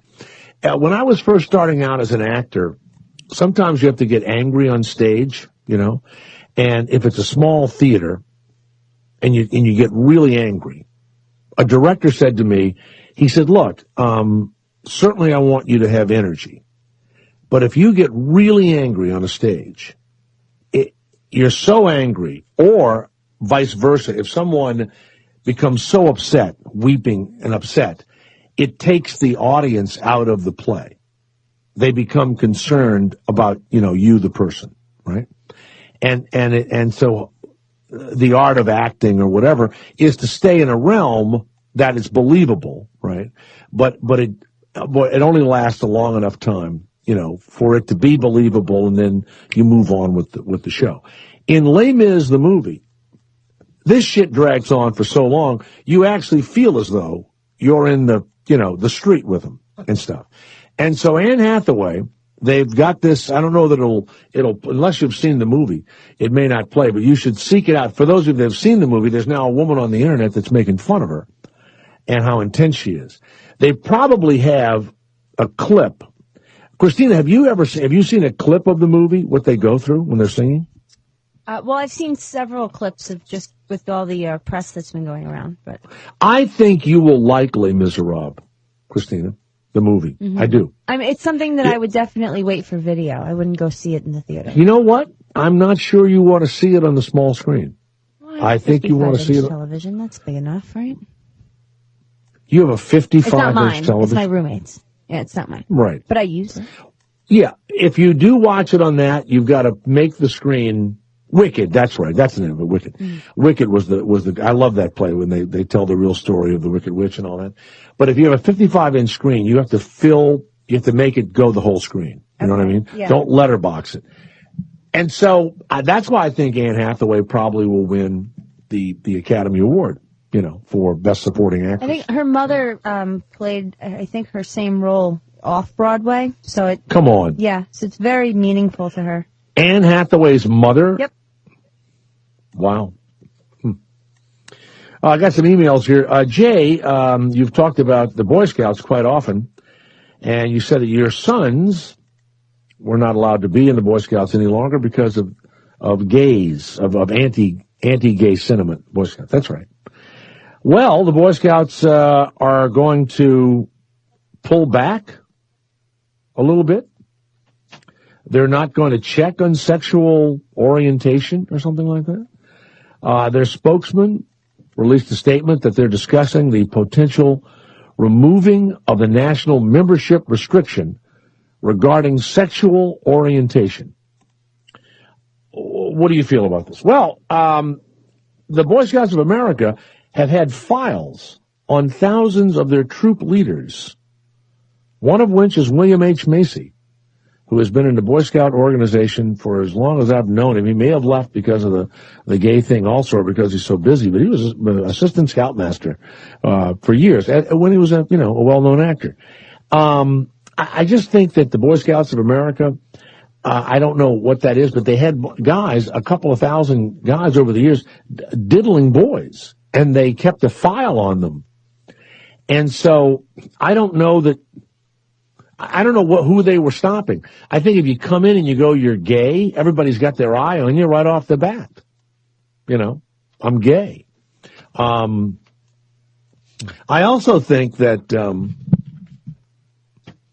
when you allow, gays in, some of the merit badges may take longer to earn, Garrett. Like which ones? I don't know. Oh. They had some ready. The log roll, perhaps. I don't know when they get on that log and the thing. I don't know what you'll do. One guy wrote an article. I read this the other day, and he says that he was an Eagle Scout, and he said when I was a kid, we had the Boy Scout oath, and maybe you can pull it up. But one of the main tenets of the Boy Scout oath is you will be blah blah blah blah blah morally straight. And this guy, this Eagle Scout in this article says that morally straight to him, he said no one had to ask what that meant. And I'm looking at it thinking, I did that Boy Scout oath any number of times. I never once thought it meant homosexual. No, of course not. It meant you do the right thing and with moral choices, yeah. That's what drives me nuts. I mean, both sides of the aisle do it. And I do it too. But that's taking something out of context that never was thought of. It makes me think ill of the Eagle Scout guy that wrote the article, whose name I'll find in a few minutes, and I will announce. Because I never, ever thought morally straight. The word straight wasn't even thought of. You didn't even think of that word like anything, I mean, it just was, you just were a good person. Mm-hmm. So, I don't know. I mean, poor little gay kid, I mean, listen, I always thought the word jamboree was kind of gay, right? We're going to the Boy Scout Jamboree. Right? I mean, that's as gay a name as you can have. Yeah. We're going to the Boy Scout Jamboree. So, Google has unveiled a detailed map of North Korea, and they say that their visit to North Korea had nothing to do with the map suddenly being released. Prior to this, the government of North Korea was proud to say that when you Googled North Korea, you saw nothing but fog. That's what they... So now, they're offering a glimpse inside of streets, landmarks, and even their prisons. You can see the prisons on the street. The secret labor camps are right there. They think they have, over 100,000 prisoners. They will appear to be cities, and they're highlighted in shades of gray, but they will be marked like Camp 22 or the Hueyong Gulag. So they're showing you. Now, here's what's funny. You don't see one animal shelter anywhere, but you see tons of Korean barbecue joints. They've got everything. They show whatever movie theater they might have, which I don't know what they show. They show the prisons. They show stadiums. They show restaurants and everything else.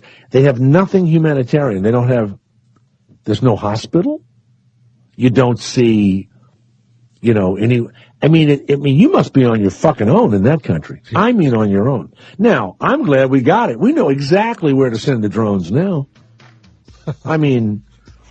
You can now look at the streets of North Korea. I think that's, cool. Hey, by the way, Christina, Jamie Lynn Siegler, whose first marriage ended in divorce, is engaged to Cutter Dykstra, whose dad, Lenny, I think, is doing some time, right, Garrett? Something like that? Yeah. You're trying to say that there's still hope for me? Even though I've been she did The Sopranos, and now she's marrying the son of a, sock schemer. Yeah, please. Come on. You don't do a show about criminals and marry a criminal's son. I tell you. I support You've got to choose. You don't. You have to pick you don't do a mob show and then marry a gangster's son. She was my daughter. Forget it. Cut her off immediately. New from Gazino Toys, it's the J. Thomas Uncle Daddy doll. This high-quality doll is made from the finest leather for realistic skin feel and comes with over 1,000 expensive outfits. The Uncle Daddy doll also says 25 different phrases, like, "It's the Revo Da Vinci Show," and "The world cannot end until everyone is Muslim." And who could forget? Shut up, Garrett, fucking big-chinned asshole. And if you act now, it comes with a free Uncle Daddy cutting garden. Plus, as an extra added bonus, if you act now, you get free the entire Never to Be Seen Again series of Love and War on DVD, starring Uncle Daddy himself, J. Thomas. So act now. I've touched a man's penis. You get the Uncle Daddy doll, the cutting garden, and the exclusive Love and War DVDs, all for 3 payments of $19.99. The J. Thomas Uncle Daddy doll. I jerked off in one goddamn movie theater, and now I'm back as a 60-year-old man with a pork pie fucking hat and a bow tie that spins around. Supplies are limited, so call today. Jesus Christ! It's the J. Thomas Show. J. Thomas. A great way to waste 3 hours. The Afternoon Drive Show. On Indy. Sirius XM 104. And on the Sirius XM app for smartphones.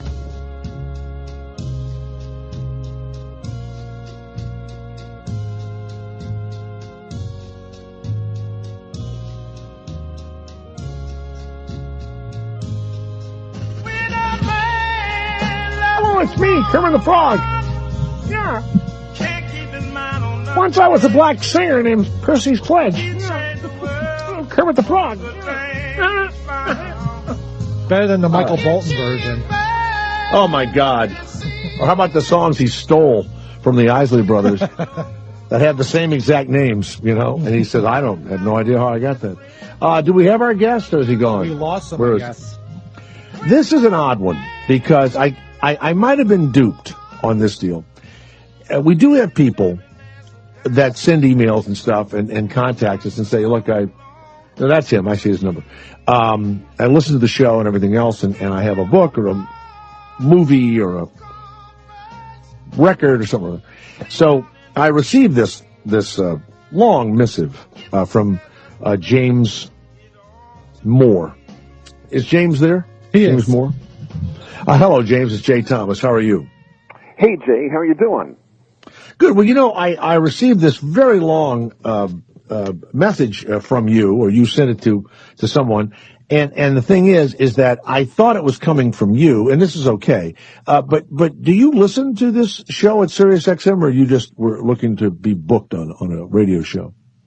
You know, Jay, I'm having trouble hearing you. Can you guys call me back up and just? This line is really bad. I can't. I'm sorry. I can hear him perfectly. This is the best. We can't call him back because his phone doesn't accept. I'll try. Let me call you right back, okay? Okay. All right. Thanks a lot. The weirdos. And he has a secret phone. Yes, he has a secret phone number. Yeah. Or it might be Vonage.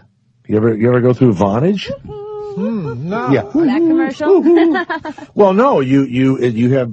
You know, you got to go through the computer, kind of. No, but he blocks all unwanted numbers. So unless he knows you, you can't get through. What is odd to me is that it's almost like these people that don't have anything going. It's like homeless people whose cell phone rings all the time, right? It's odd. Here's a guy, I don't know who would be calling him, right, or bothering him, but he has his phone blocked. But he has this. He's a love counselor. And I'm going to have to ask him, thought you might want me on your show. But I have a funny feeling he was just sending out a blanket kind of a thing. You know what I mean? Yeah, because he was also on Playboy Radio on Sirius XM. So he's already been on a show here, right? He's been on the channel. I see that. Yeah. All right. So maybe he does know about us and stuff. But when someone says they're an expert and he's going to speak at the University of Hartford, where my wife attended for 6 months, I found out, he'll unveil new discoveries on how to achieve a happy love life and a long-term relationship. He's only going to be there, Garrett, for an hour and a half. So, I don't know, or for 2 hours, something like that. So he'll do that. Is he there now? Can we get him? Or and I apologize that we don't, his book, by the way, first of all, his emails are, 6 to 8 pages, right? And his book is 400 pages on loving women and all that. I'm not plugging this guy. I'm just telling you how this guy is about to come on. And he says he's a former NBC and CBS newsman, and he wrote for the Boston Globe. It says here, this is his real name, Garrett. It does? And it says James Moore, 52-year-old award-winning journalist turned love life coach. That's what it says. Yeah, that's his name. James Moore, in the same sentence, what? James Moore is the pen name of a lovemaking educator. Oh, a pen name. He even impressed worldly wise Playboy bunny Tiffany Granith. I used to work with her here. How difficult do you think, Christine, it is to... She doesn't wear a bra, and they just stay right up there.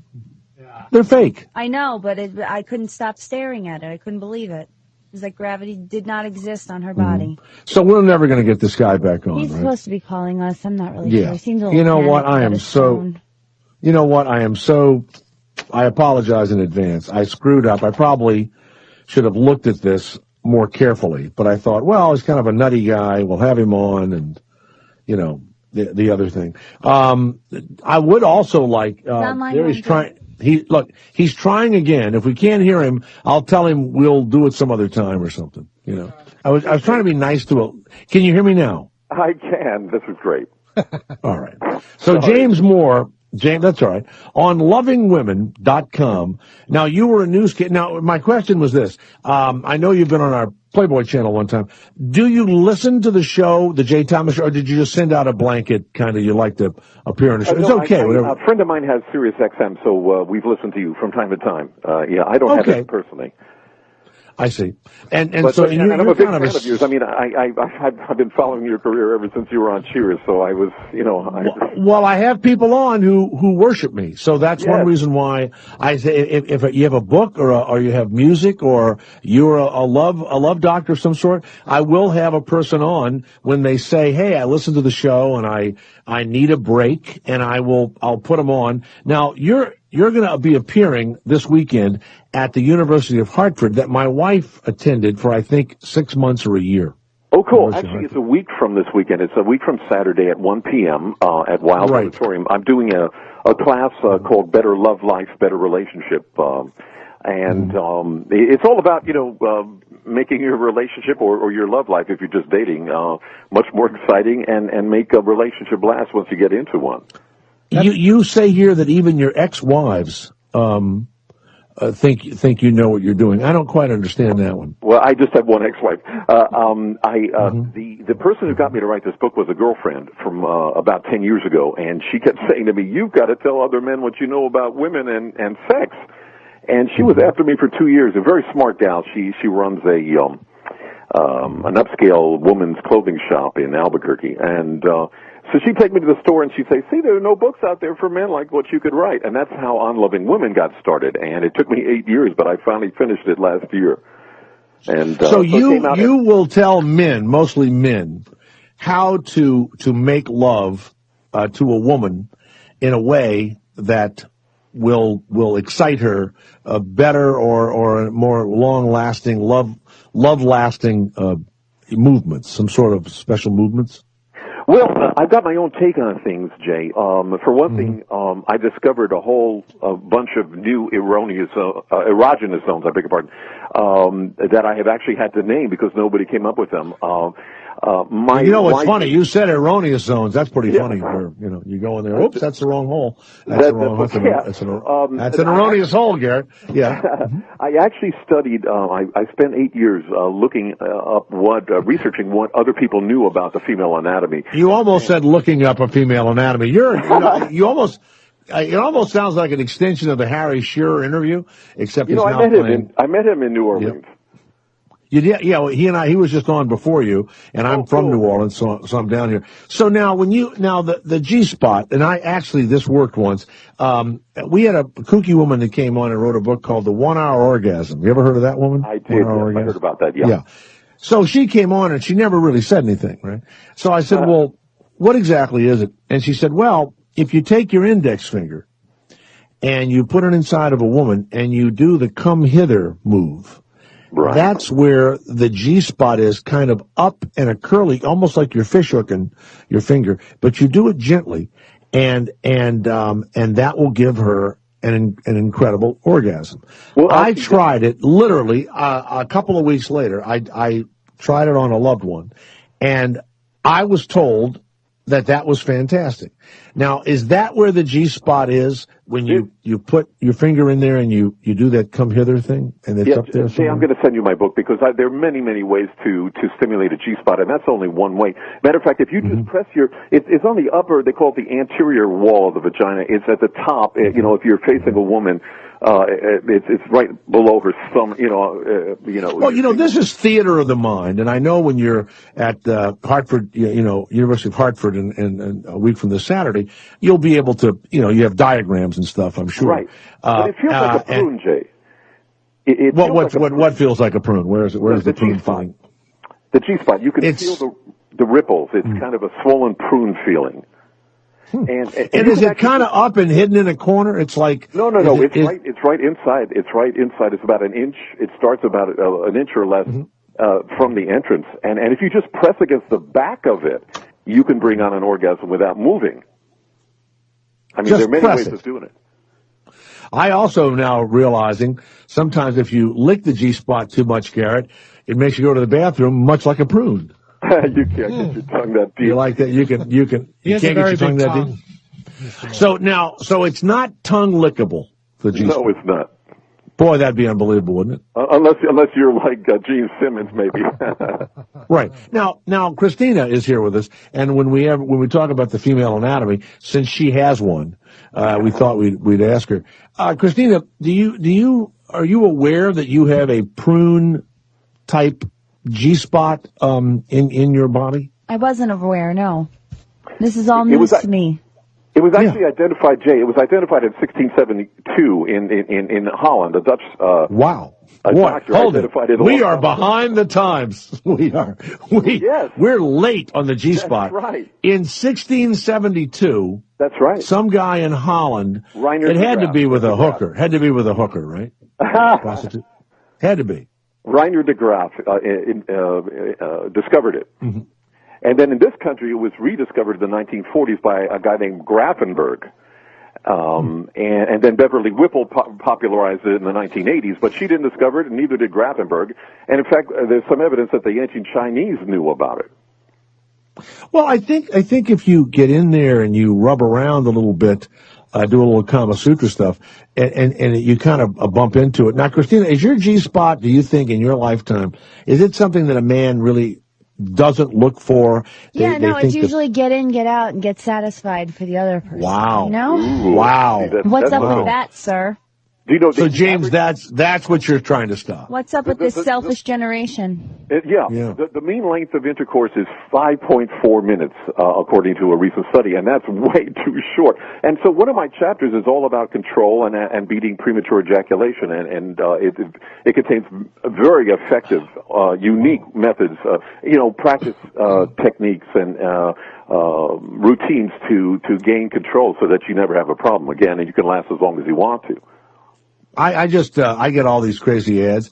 I just got a thing the other day. It's a spray that you spray on your penis and it numbs it. Does that work? Deer antler I wouldn't do that, Jay.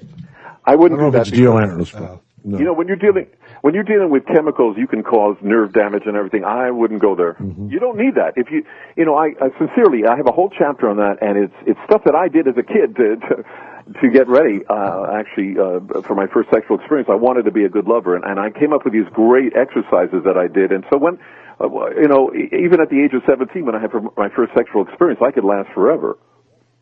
So you would do what I would, if I had a hot date or something, you would just jerk off before your date came over, and by the time you got maybe to bed with them or whatever, you'd already, basically blown your load, and you kind of were interested in them as a person. If you come before they arrive, you're interested in them as a person once you come, and then by the time your testicles fill up and the blood goes there again, you're not going to come as quickly the second time. Is that in your book that you would jerk off? No, I don't recommend that. I mean, because you can or masturbate to be scientific. If you don't do that, Jay, then you can be with a woman 2 or 3 or more times in one session. But if you do that in advance, then you're going to be limited with regard to how many times you can make love to her in one session. No, wait a minute. You make love and it's 5.4 minutes or whatever. Let's say you stretch it to 10. Well, let's say you stretch it to 10, okay? Well, no, so you make out, you rub and everything else, and then after a man comes, he's not that ready again for a while. Well, first of all, I'd say anything under an hour is a quickie. I mean, you should be able to last an hour. That's not really a big deal. And then what do you do for an hour? An hour? You do all kinds of things. You shouldn't be in a rush. The whole thing is that a woman is multi-orgasmic, and you could make her come, 20 or more times, and the fun is in pleasing your partner.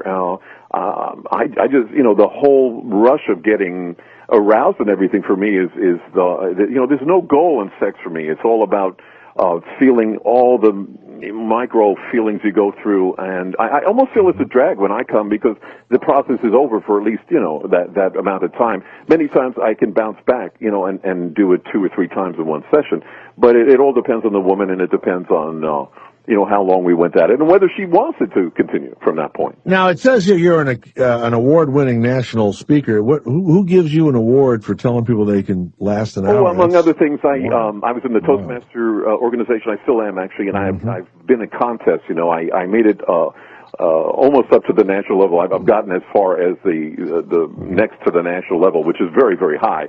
And so I've won a lot of awards. Toastmasters is an internationally renowned public speaking organization, and they do,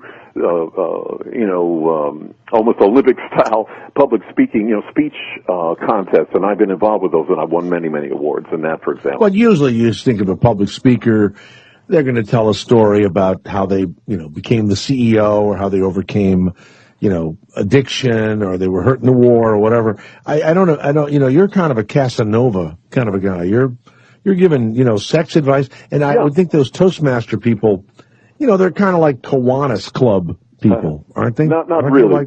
Really? Not really. They're a wild group. Lovingwomen.com.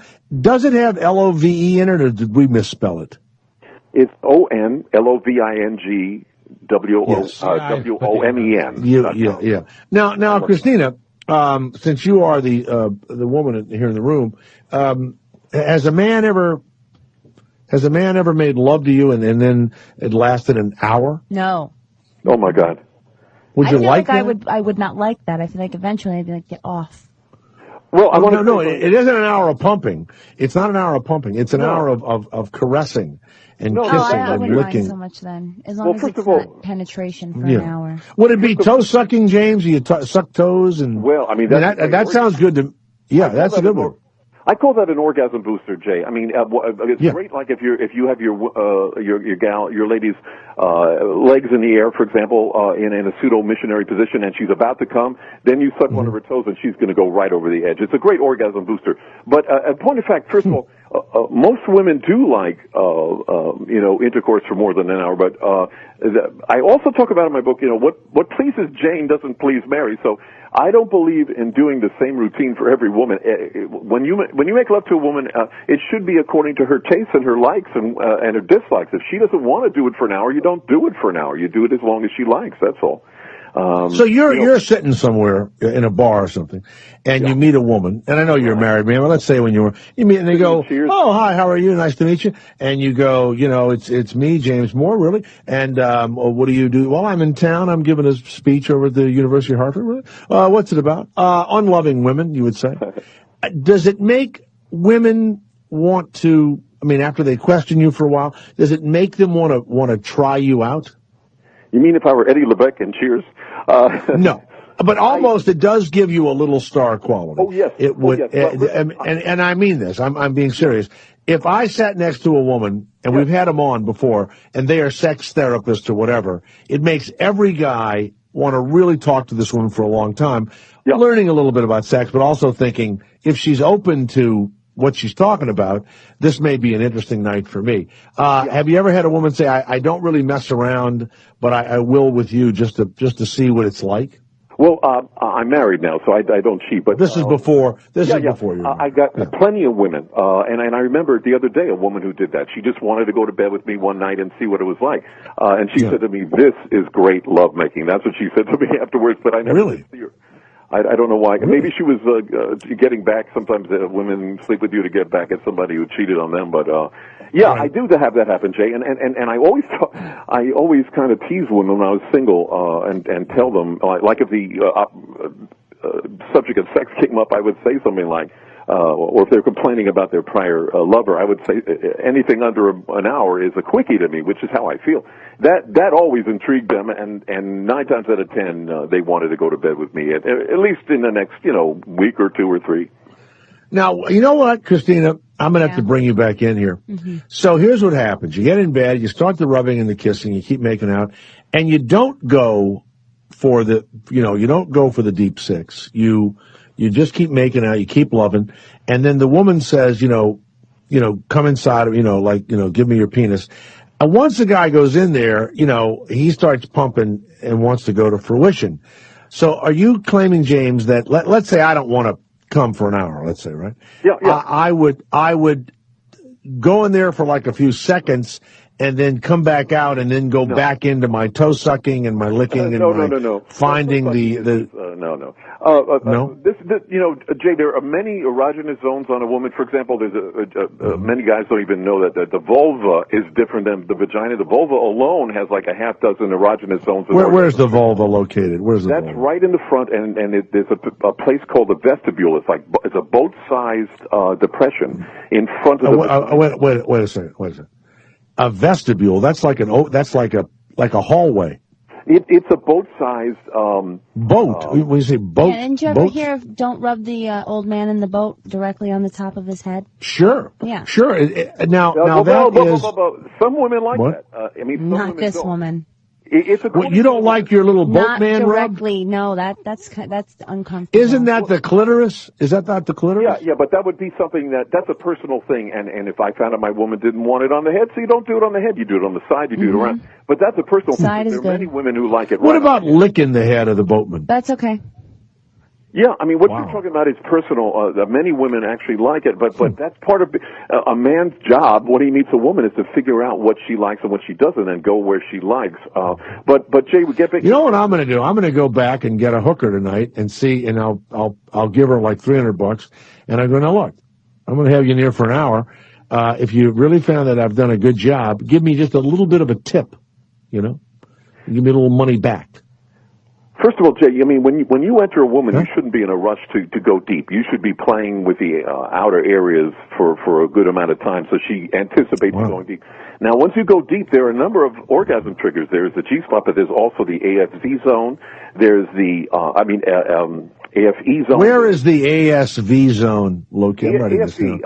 Anterior fornix erogenous zone is behind the G-spot, and it's around the cervical area. Now, the AFEZ, is that what you're I'll tell you, saying? it's very intimidating to know that my lover would know more about my own vagina than I do. Well, women have told me that I know more about their bodies than they do. You know what? You wouldn't be saying it, Christina. You would be doing it after reading 448 pages of James' book on loving. That's what you would do. There you go. You would, yeah. That would take me a month to read that book, maybe 2. I don't know, but I would be, yeah. Okay, so now how do you find the AFEZ? How do you find that area?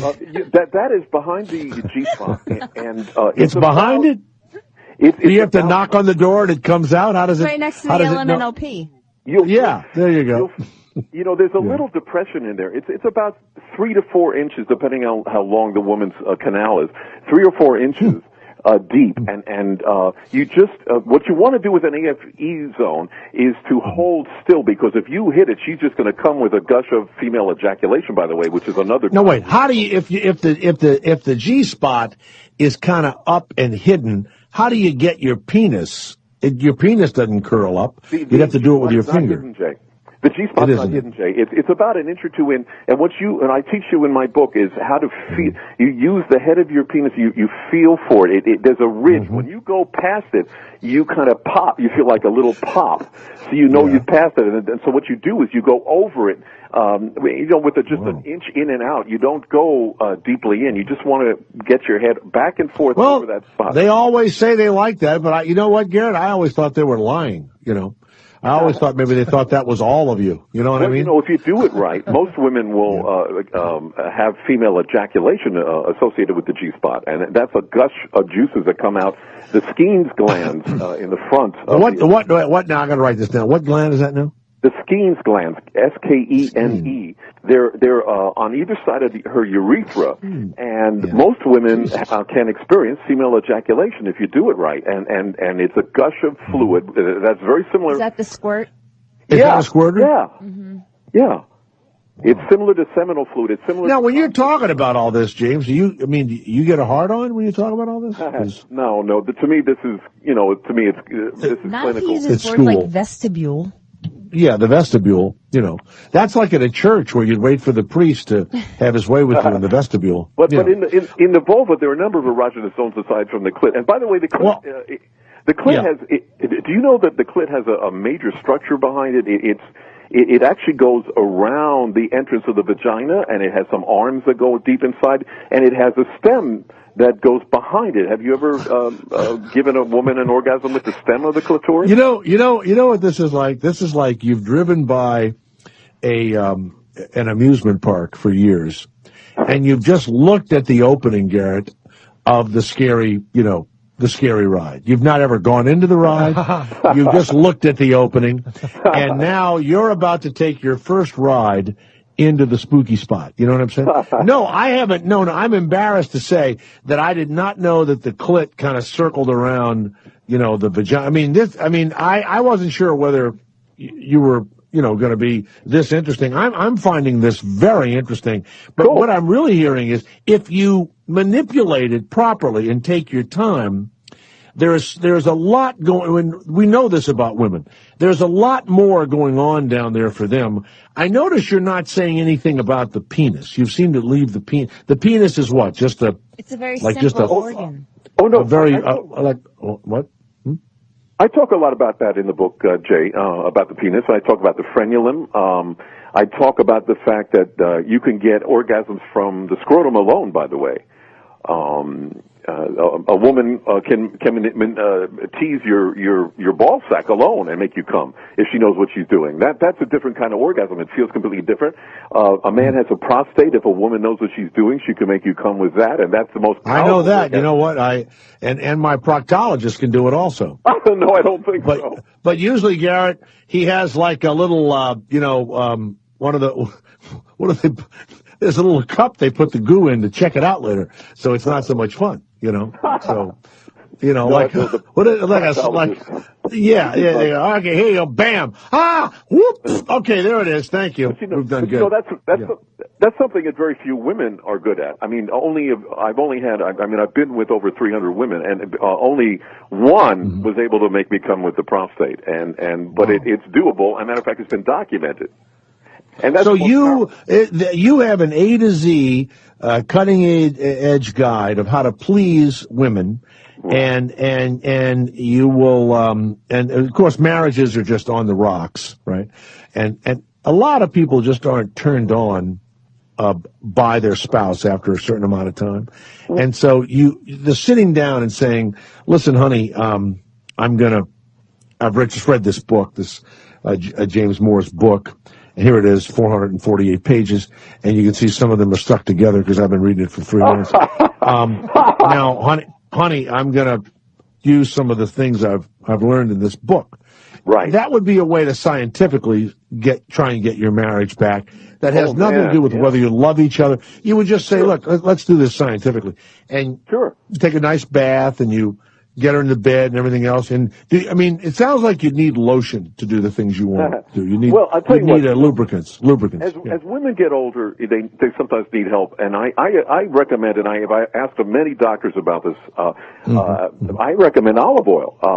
First of all, it lasts a long time. And second of all, it's completely safe. And, it's even great for women. Well, young women don't usually have that problem unless you have a lengthy sex and eventually.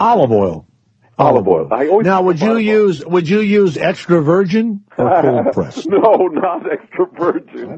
Well, you wouldn't use that? No, but I keep an attractive bottle. Jay, it's grapeseed. It has a higher burning point. Now, wait a second. You keep a bottle of what? Barillo's olive oil by the bed? That's right. But I put it in an attractive. It's in a silver attractive. Now, doesn't it get the goo all over the sheets and everything? No, you do it carefully. You don't put that much on it. You don't need that much, But once I start pulling out the oils, I'm throwing it everywhere, But whatever you're doing with a woman, and it's true of women, whatever they do with you, lubrication is the name of the game. You should always be using lubrication whether you're using saliva or something else. It doesn't feel as good without lubrication. Yeah. Right. We got the phones are lit up at 888-4-102-102. James Moore on lovingwomen.com. Garrett, have you learned something? Have you been listening really hard? Yeah, but I know all this. You'd think you know it all. You do? Do you know what a perineal sponge is? I bet he doesn't. I do. You do? Where is the perineal sponge? It's in the human body. You don't know anything. Your girlfriend looks totally unsatisfied. A perineal sponge, you can give a woman an orgasm in seconds if you just squeeze it. You mean it's in there somewhere? There are sponges in there? It's on her vulva. It's in her. You know what, Christina? If only you would let me do this scientifically, it would mean nothing to me emotionally. How much are we talking here? Now wait a minute. So there's a prune, and now there's a perineal sponge. Right. Wow. No, I did not discover that. That was you got to send me the book. I've got to see photographs, pictures, everything. I will do that. I'd be glad to do that, Jay. Have you ever put a camera inside? Have you ever put a camera inside of a woman? I don't want to do that. No. No, but really, couldn't you put a camera in there and have a little a DVD of what it looks like? Well, listen, I studied when I was my bachelor's was in scientific research.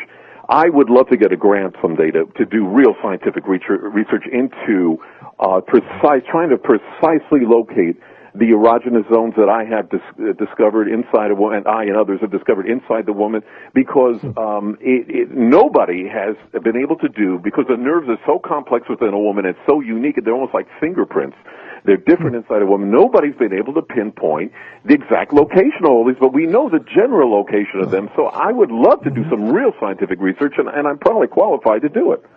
I tell you what, Garrett, Nobel Prize is what I'm thinking. I would love to do it. Wow, you should. Let's go to Dan of Minnesota. Dan, you've been listening to James Moore, who wrote me a long email, and we have him on now. He's going to be giving a speech a week from this Saturday at the University of Hartford on lovingwomen.com. Go to that. You'll find out about it. Dan, did you know any of these things before you heard James speak to us? Yeah, boy, James, I'd love to swap some stories with you. Really? You're a story swapper? You want to swap give me one of your stories, Dan. One of your, a couple things. You were talking about anything under an hour you consider a quickie. Any guy can really go longer than an hour. It's all pretty much mind control and just pay attention to the That's right.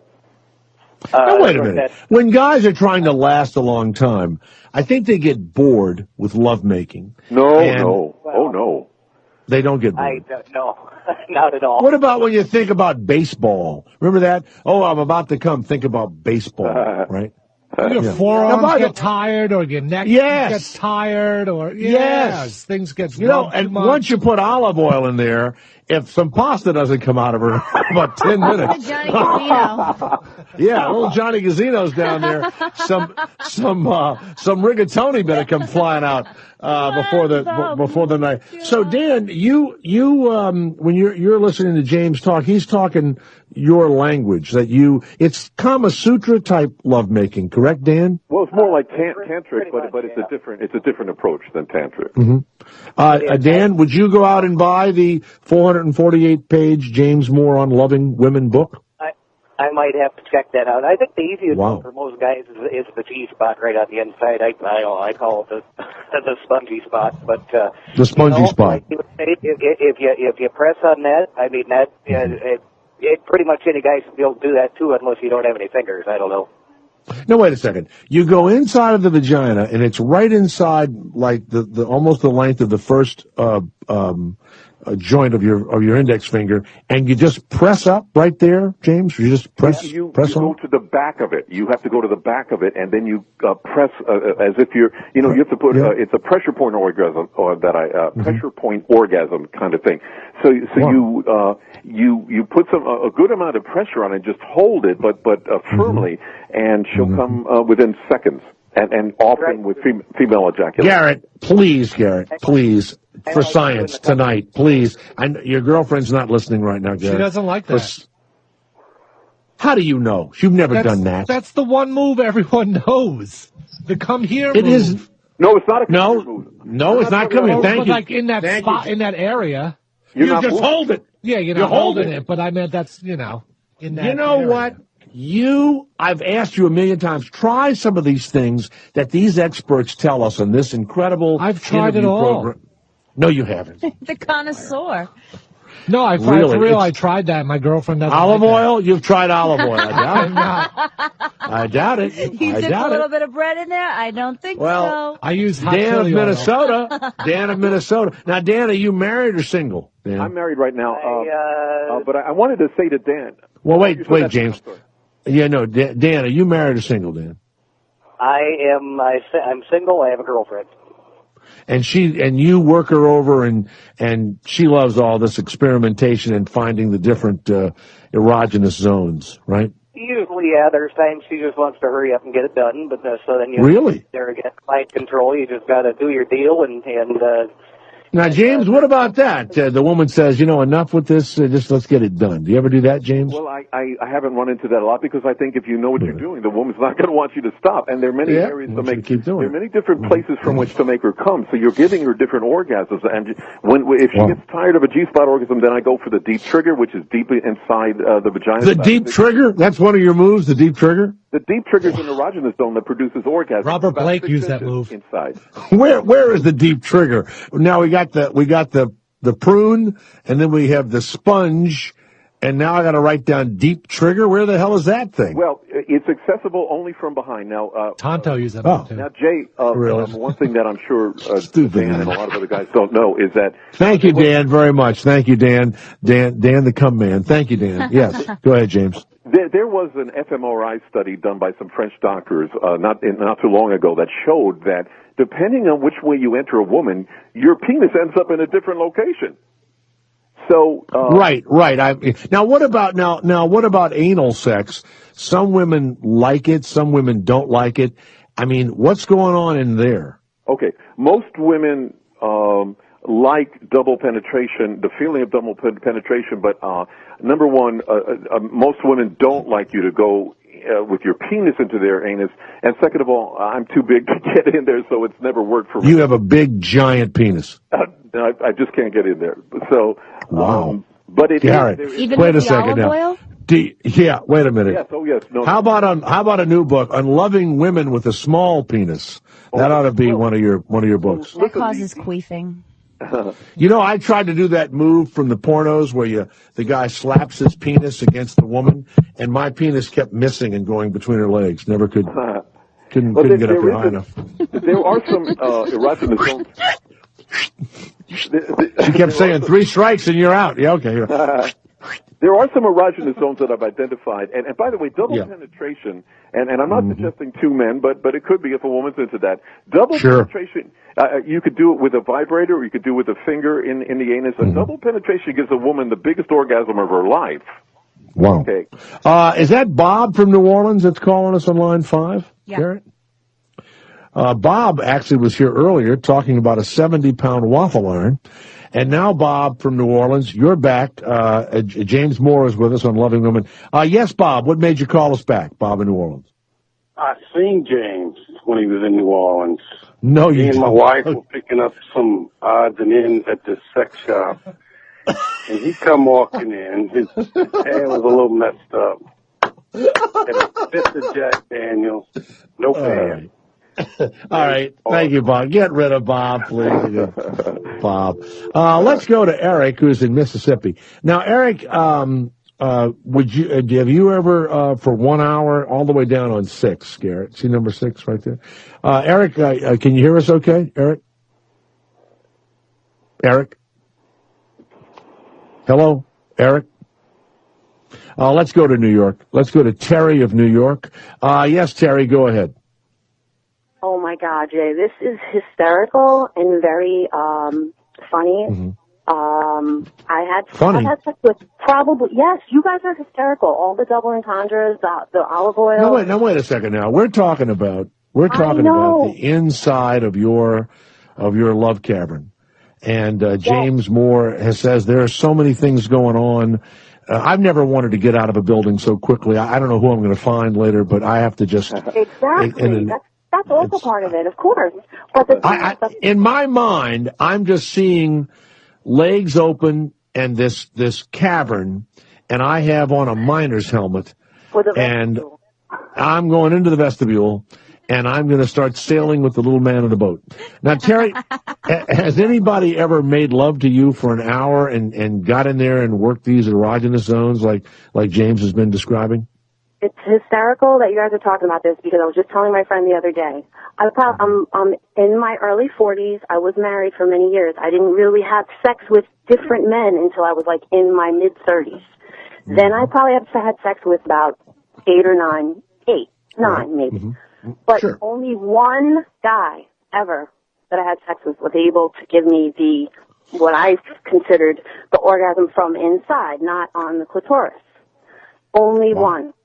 And it is like a sick, joke, because it was somebody who I couldn't really see myself in a relationship with, and I felt like I would almost die because I wanted to stay with him just for the sex, because it is amazing.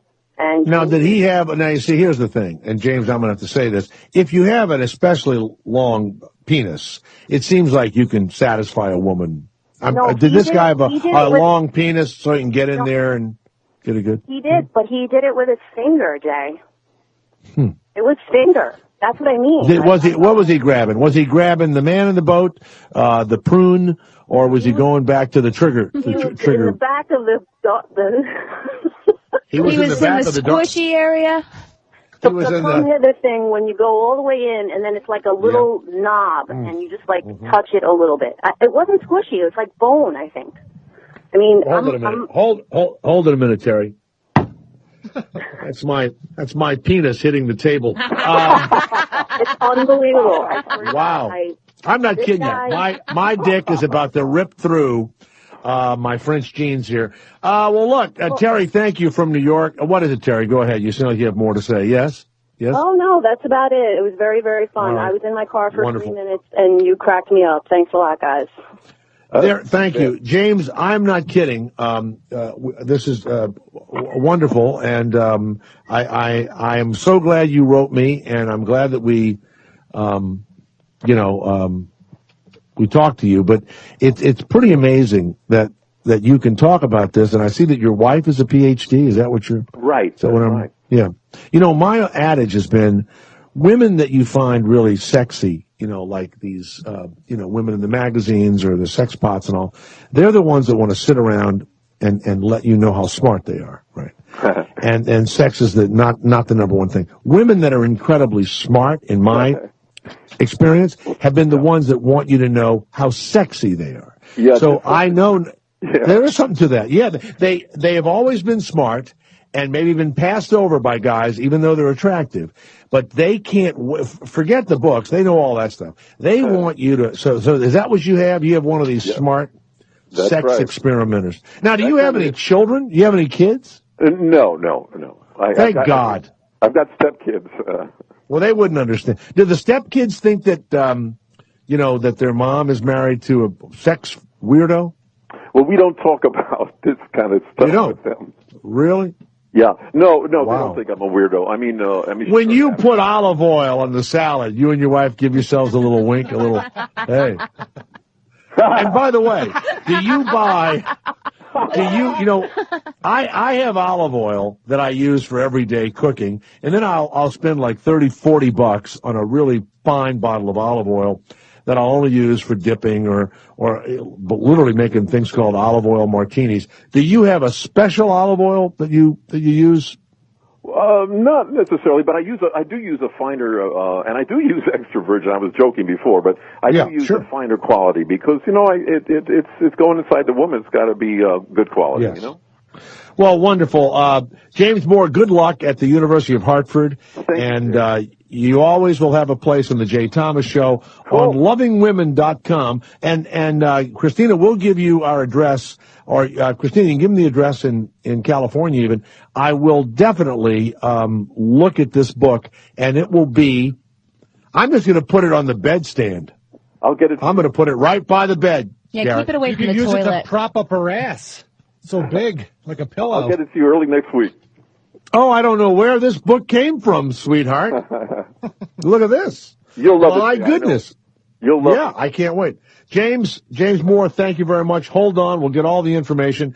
And everyone, it's been my pleasure, too. I am going to pop a nut and be back in 2 minutes. You could start out with a little 1, a 2, a 1, 2, 3, a 3, a 5, a 4, a 3, 2, 2, a 2, 4, 6, 2, 4, 6, 4, 2, 2, 4, 7, 5, 7, 6, 7, 7, 7, 7, 7, 7, 7, 7, 7, 7. Jay Thomas. It's the Jay Thomas Show. It's all about the love. The Jay Thomas Show. Afternoons. Easy. Sirius XM 104.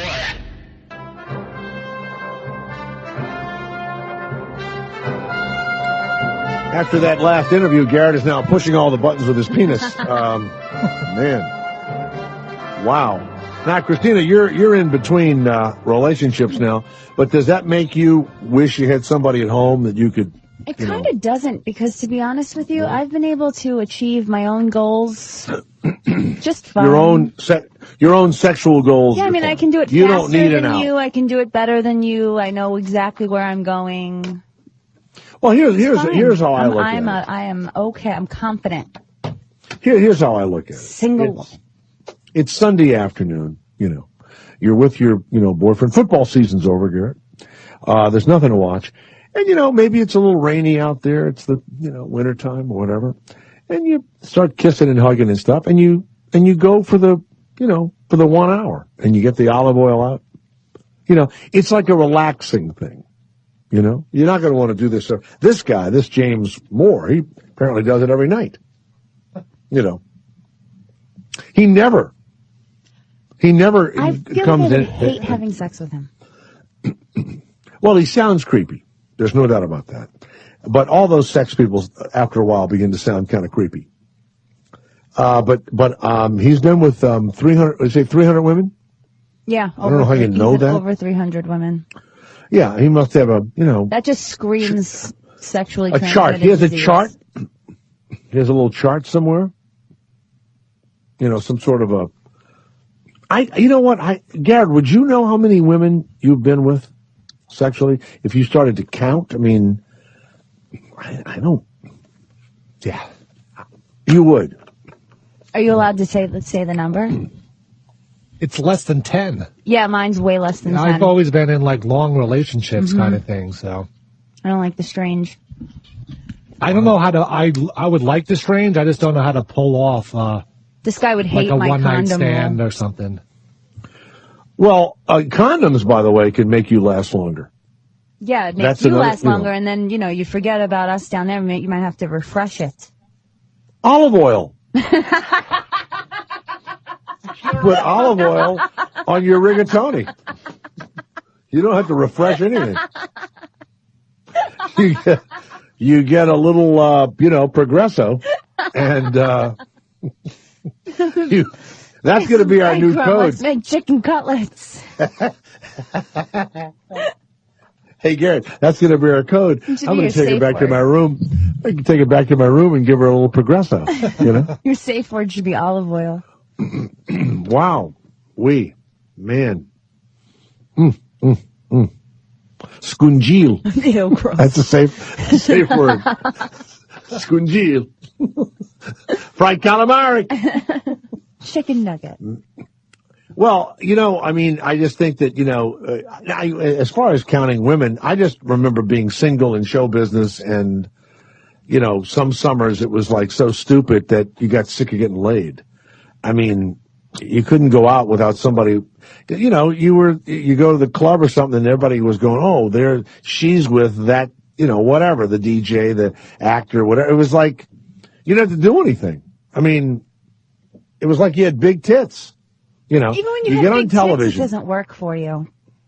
No, but for a guy to walk into a club or a bar or to be at a party and there's all these other guys, there's a thing that'll set him apart. It's not professional sports. There's something about either acting or being a DJ or something. And then if you're a nice guy and you're overly nice and you're not stuck on yourself, they start liking you or they're attracted to you because you're in show business. Then you're really nice to them. And so then, now it's all fake for the guy, right? He doesn't care about it at all, Garrett. But it's the stuck-up guys that don't get laid. Like, they come into the room, they're handsome, or they're on TV or whatever. I mean, Gilbert Gottfried used to get laid all the time. I mean, think about that for a second.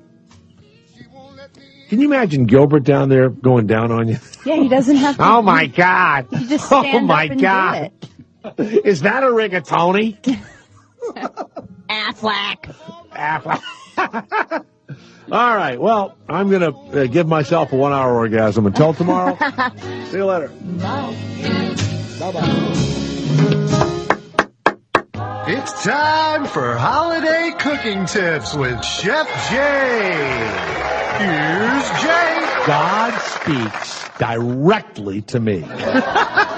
So here's the first recipe. You get a bunch of sweet potatoes, and you fucking put it on like as high as the oven will go, like 500 or whatever. And after about an hour, you take the sweet potatoes out of the oven, and you let them cool so that you can fucking deal with them. And you put all the sweet potatoes in any large bowl. Then you take a moldy rat, and you put a big fistful of shit in there. Mix it up, season the shit out of it, and put it on about 350, and bake that for about 30 minutes. And when you serve it, people will go, "Oh my God!" All right, Ira, what's the first thing you do with the sweet potato? Sweet potatoes, you'll have to put in. What do you do? Now you're going to eat it.